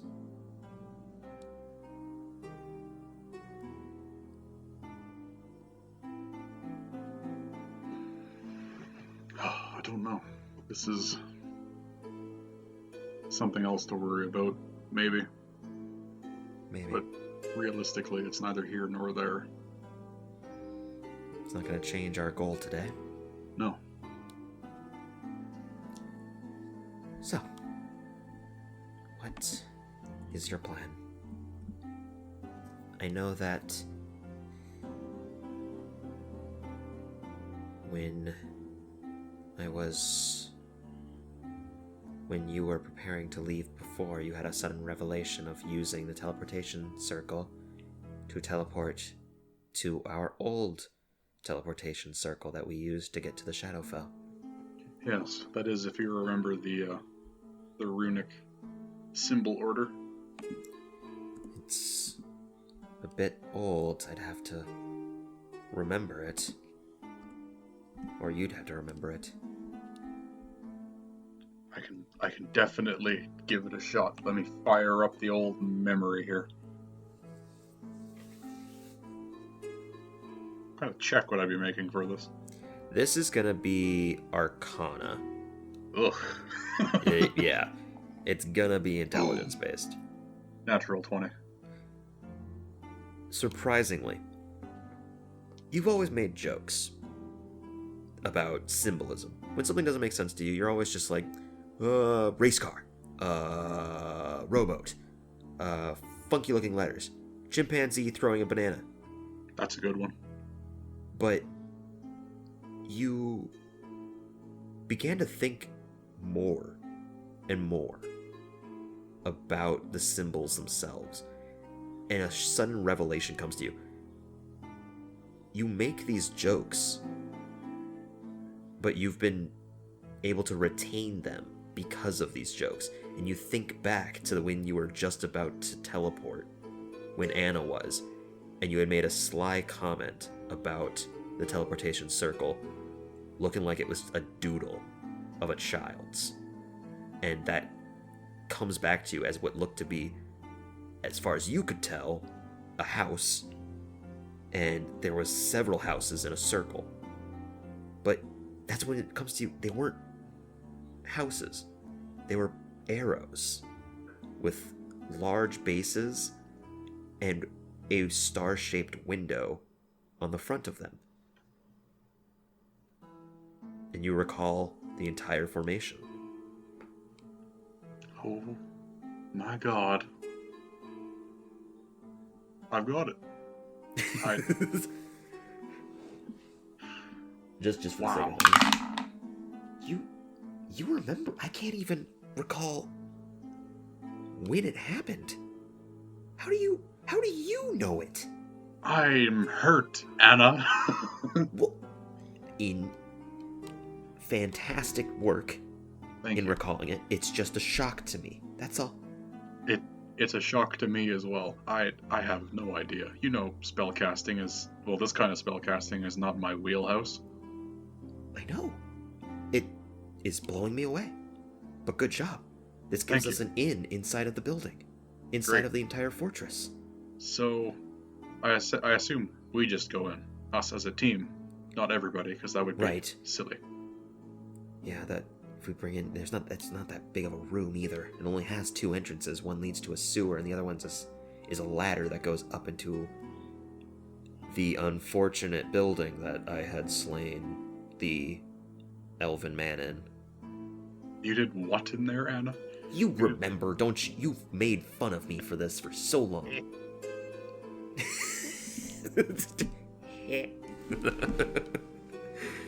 Maybe I did. I apologize. Look, Beside the point,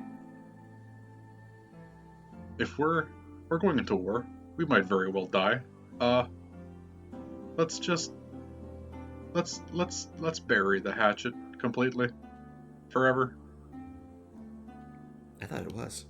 I mean, more so, completely bury it, dig it up again, melt it, then bury the melted hatchet. All right.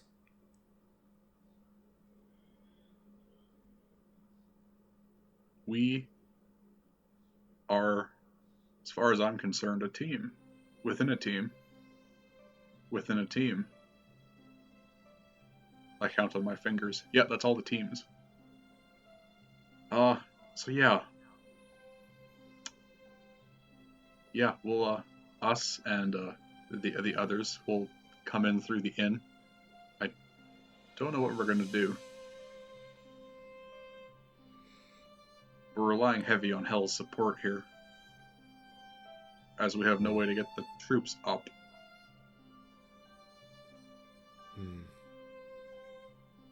Maybe Hell can help. Maybe.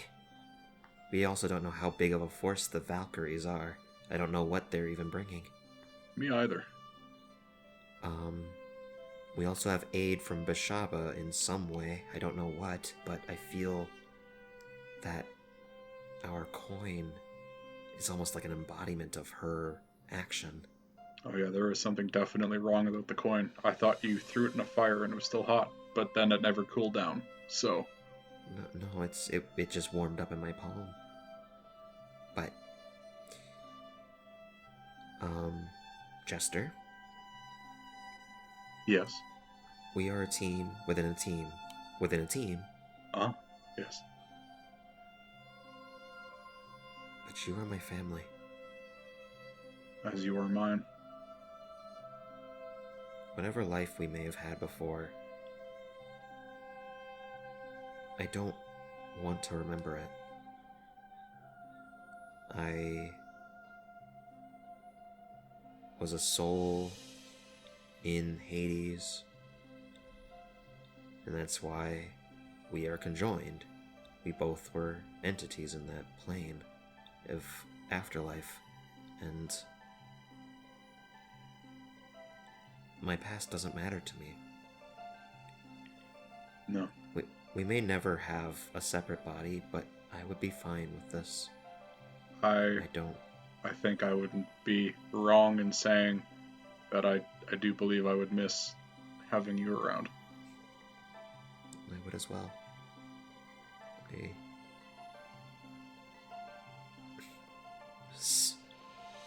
As silly as this is, I feel like in my past life I would have been a mother. I bite my tongue real hard, trying not to make a stupid joke and ruin the moment.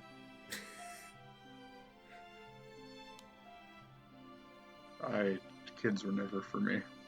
I would happily be their uncle, and I would spoil them with knives and whatnot. I'm sure you would have been the favorite. Always the uncle having really cool, expensive things on hand that he may or may not have owned. Hey Timothy, what have you got there? A knife! No! Those are the dreams.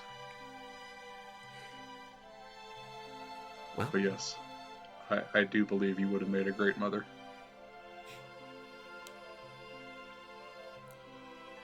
Based on my actions, I would have to disagree, but... Well, based on my actions, I would also have to disagree with me being a good uncle. So... Not that you'd be a good uncle, but that you would definitely be the children's favorite. That's not good. Well, we're going to war with Hell as our ally and a magical crystal borrowed from a city across the sea that we teleported to instantaneously through magical arts. A lot has changed in 4 months? Oh yeah. Less than that? And just think, we could have taken a job as a security guard. Yeah, I don't know if we ultimately made the right choice, but it's too late I feel now. like we would have been woefully unprepared Probably. for now. Probably. We still technically are. Yeah. I can't But wait to even- get out there and get counterspelled immediately. Well, Chalet and I had an idea that makes it possible. Both of us have the potential of thwarting their speech. So, all that we need is to use that to our advantage. We take it slow and we target what we can. What? Stick them with an arrow or a knife with silence on it? Casting silence on Barst and he runs up smacking him. That could also work. Or even casting silence on the target themselves. Maybe put it on their shoes or a pendant they're wearing or an earring. Oh yes, put it on their right clavicle because that's always a good one. Well, you can't put it on robes. Those come off too easily. Their bones. The bones, Anna. Enchant their skeleton to be quiet. I don't know if that counts as an object. What? Bones? I would imagine that counts as anatomy. Hmm. You can't target your finger. You can't target your skin. Hmm. Can you? I don't know. I've never tried. Try. I don't have anything. You can cast light, right? I cast light on my left eyebrow. It does not trigger anything. Well, shit. Apparently it does not work, so the bones are out of the picture. Their bones. Also, I think if you put silence on their bones, that would count as an encapsulated space and it wouldn't actually travel out. What? Well, you can cover a thing of silence. This is why I'm not... This is why I have a stabby and not a big book of spells, Anna. I have more ideas. Find a jar. What? Just find a jar. Find a jar and a couple of rocks. Okay, I head downstairs. Hello, sir. I wish to apologize from last night. I wish to ask you for a jar and a handful of rocks. He looks over to his left, and there is already a jar and a number of rocks inside of it that are small. They're like skipping stone rocks. You were magnificent and, quite frankly, very attractive. But thank you. He gives you a nod. Okay, Anna, I have a jar and rocks. What am I doing? those will be for me. It's an idea I had. I don't know. Okay, in the bag. A jar and a couple of rocks. So, what are you doing? As you look out, you can see Eris, Chalet, Barst, and Corwin are all outside kind of looking up. Oh, fuck. I also look up. When you look up outside, you see a number of things. You see a large city approaching yours. It's still a few miles out. As far as you can tell, it's very far still, but it has definitely gotten closer. And it's still approaching. You can see bits and pieces of rock are still falling underneath it. And the buildings themselves look different. Coming out of the building is the tiefling man that you had accompanied from hell, and you can see a bird has landed on his shoulder, and he looks at you, kind of using the quarterstaff in his hand as a walking stick. It appears the city has a lot of people in it. So they aren't going to crash it then? I don't imagine. But what are they intending? Oh, I don't know. I mean, realistically, they could just park it above the city, and Waterdeep would have to listen to all their threats, right? Because, like, if they don't, they could just drop the city on them. I suppose. But another thing that was concerning is they seem to have prepared a fortitude.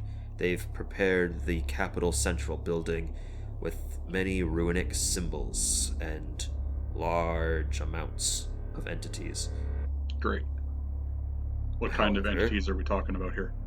The bird did not travel in too far, but they looked to be humanoid.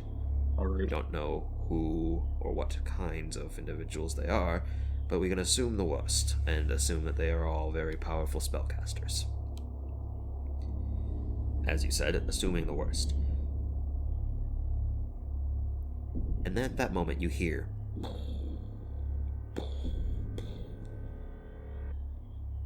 and a thick plume of black begins to shroud over the entirety of the city.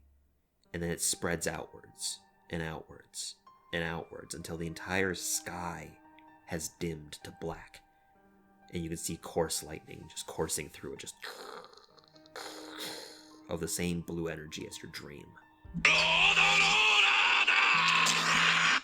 What are you doing? I'm holding on. Okay. 3. 4. Oh, another 5 minutes for you, good sir. Oh my god.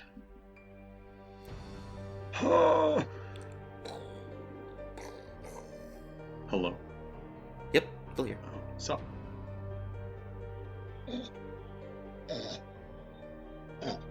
So what are you doing? Chalet, Eris, and Barst are horrified at the initial thought. so like after a the few- sky is shrouded, or like is there a dome on top of Waterdeep? Well, what you can see is the floating crystal seems to be there, and it's spinning softly. It's a good few 100 feet above the center of the city, so it can still reach fairly far, and you can actually see a small sheen of energy glowing off to the sides. Mm-hmm. But quite differently, this looks like it's much larger than what attacked Lorik. As you're standing there, you suddenly start to feel droplets of rain, and it begins to just pour.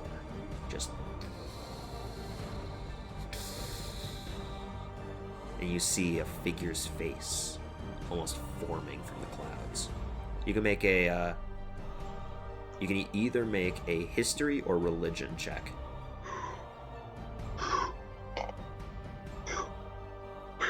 Well, both of those are +0, so I'll take the 7 religion. Okay. You have no idea who this entity is, Great. but they definitely look powerful. You can't even make out necessarily the detailed features. It's just an entity's face in the clouds, and it seems to hover briefly and look towards the floating city. Interesting. Okay. Fuck. Okay. All of you, everybody here, you need to go find the town's guards and tell them to evacuate the city immediately. Oh, okay. Look, if things go bad, and most likely they probably will, let's face it here, we can't have another dead city on our hands. Okay, yeah, fine. And After you've told everybody, meet back at the archive. I will be there. Okay. Flying off towards or where are you going? So they charge over and start to inform the guards and evacuate the city.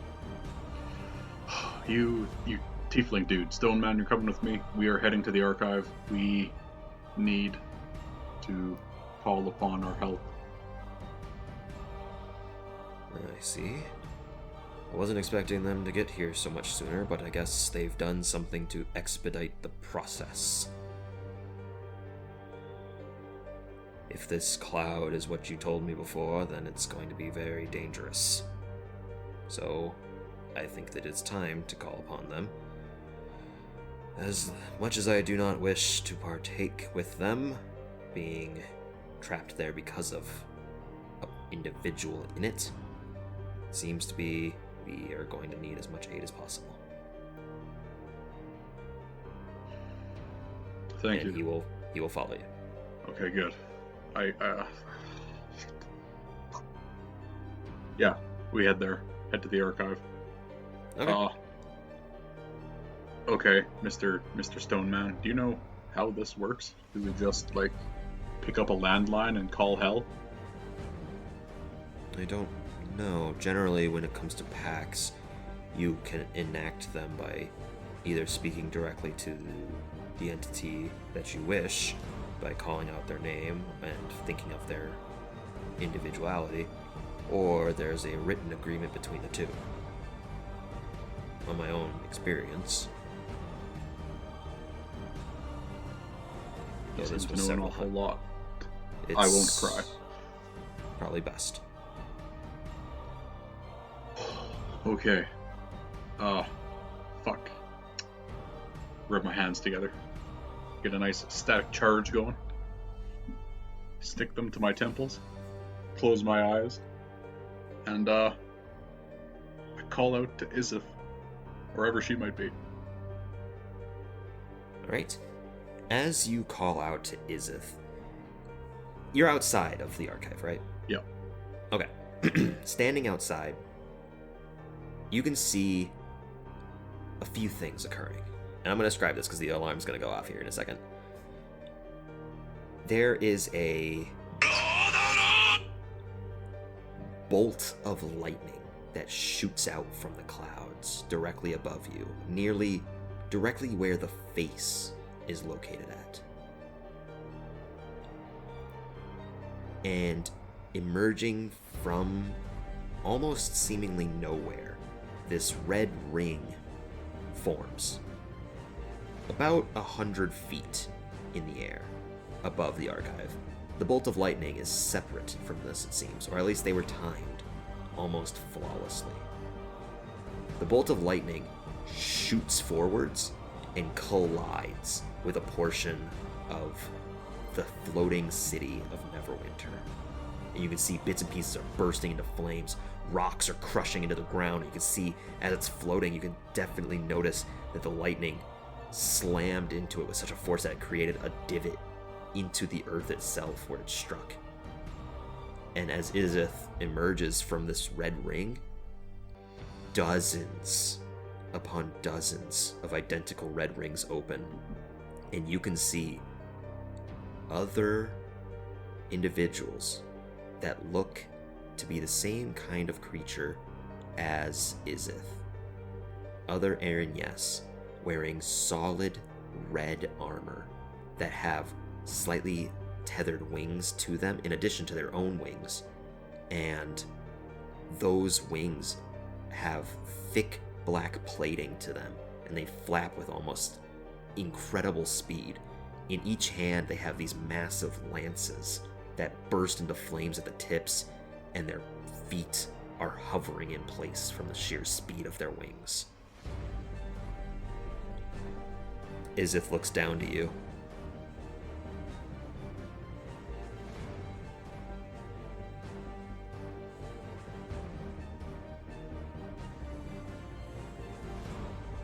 Hello? Hi. Izith is looking down at you. I wave. She waves back, points, kind of like putting up another hand, questionably. I beckon her down here. She lands. Well, you have fashionable timing. Are you... Well, you did call for us. Is it time? Yes. We ride for war. What are you going to do? Are you going to try to maintain concentration, or are you Nope. going to... Nope. Okay. Well, everyone, that sounds like an interesting place to stop this episode. Oh. I'm so amped up. I'm so fucking ready for this. I know, I'm pumped. Oh, yes.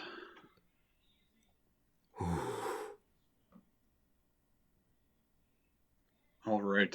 Well, thank you very much for listening to this episode of Double Time. Things are building up, and we are approaching the end game of this arc, at least. We are reaching the climax here, as far as we can tell. I am so fucking excited. I am too. I'm excited to fucking kill this bastard. I'm excited to use some plans. Oh. Divine intervention. I can't believe it worked. Okay. Well, yeah. Thank you everyone for watching. Thank you very much. Listening. And we will see you again on another Double Time. Hell yeah.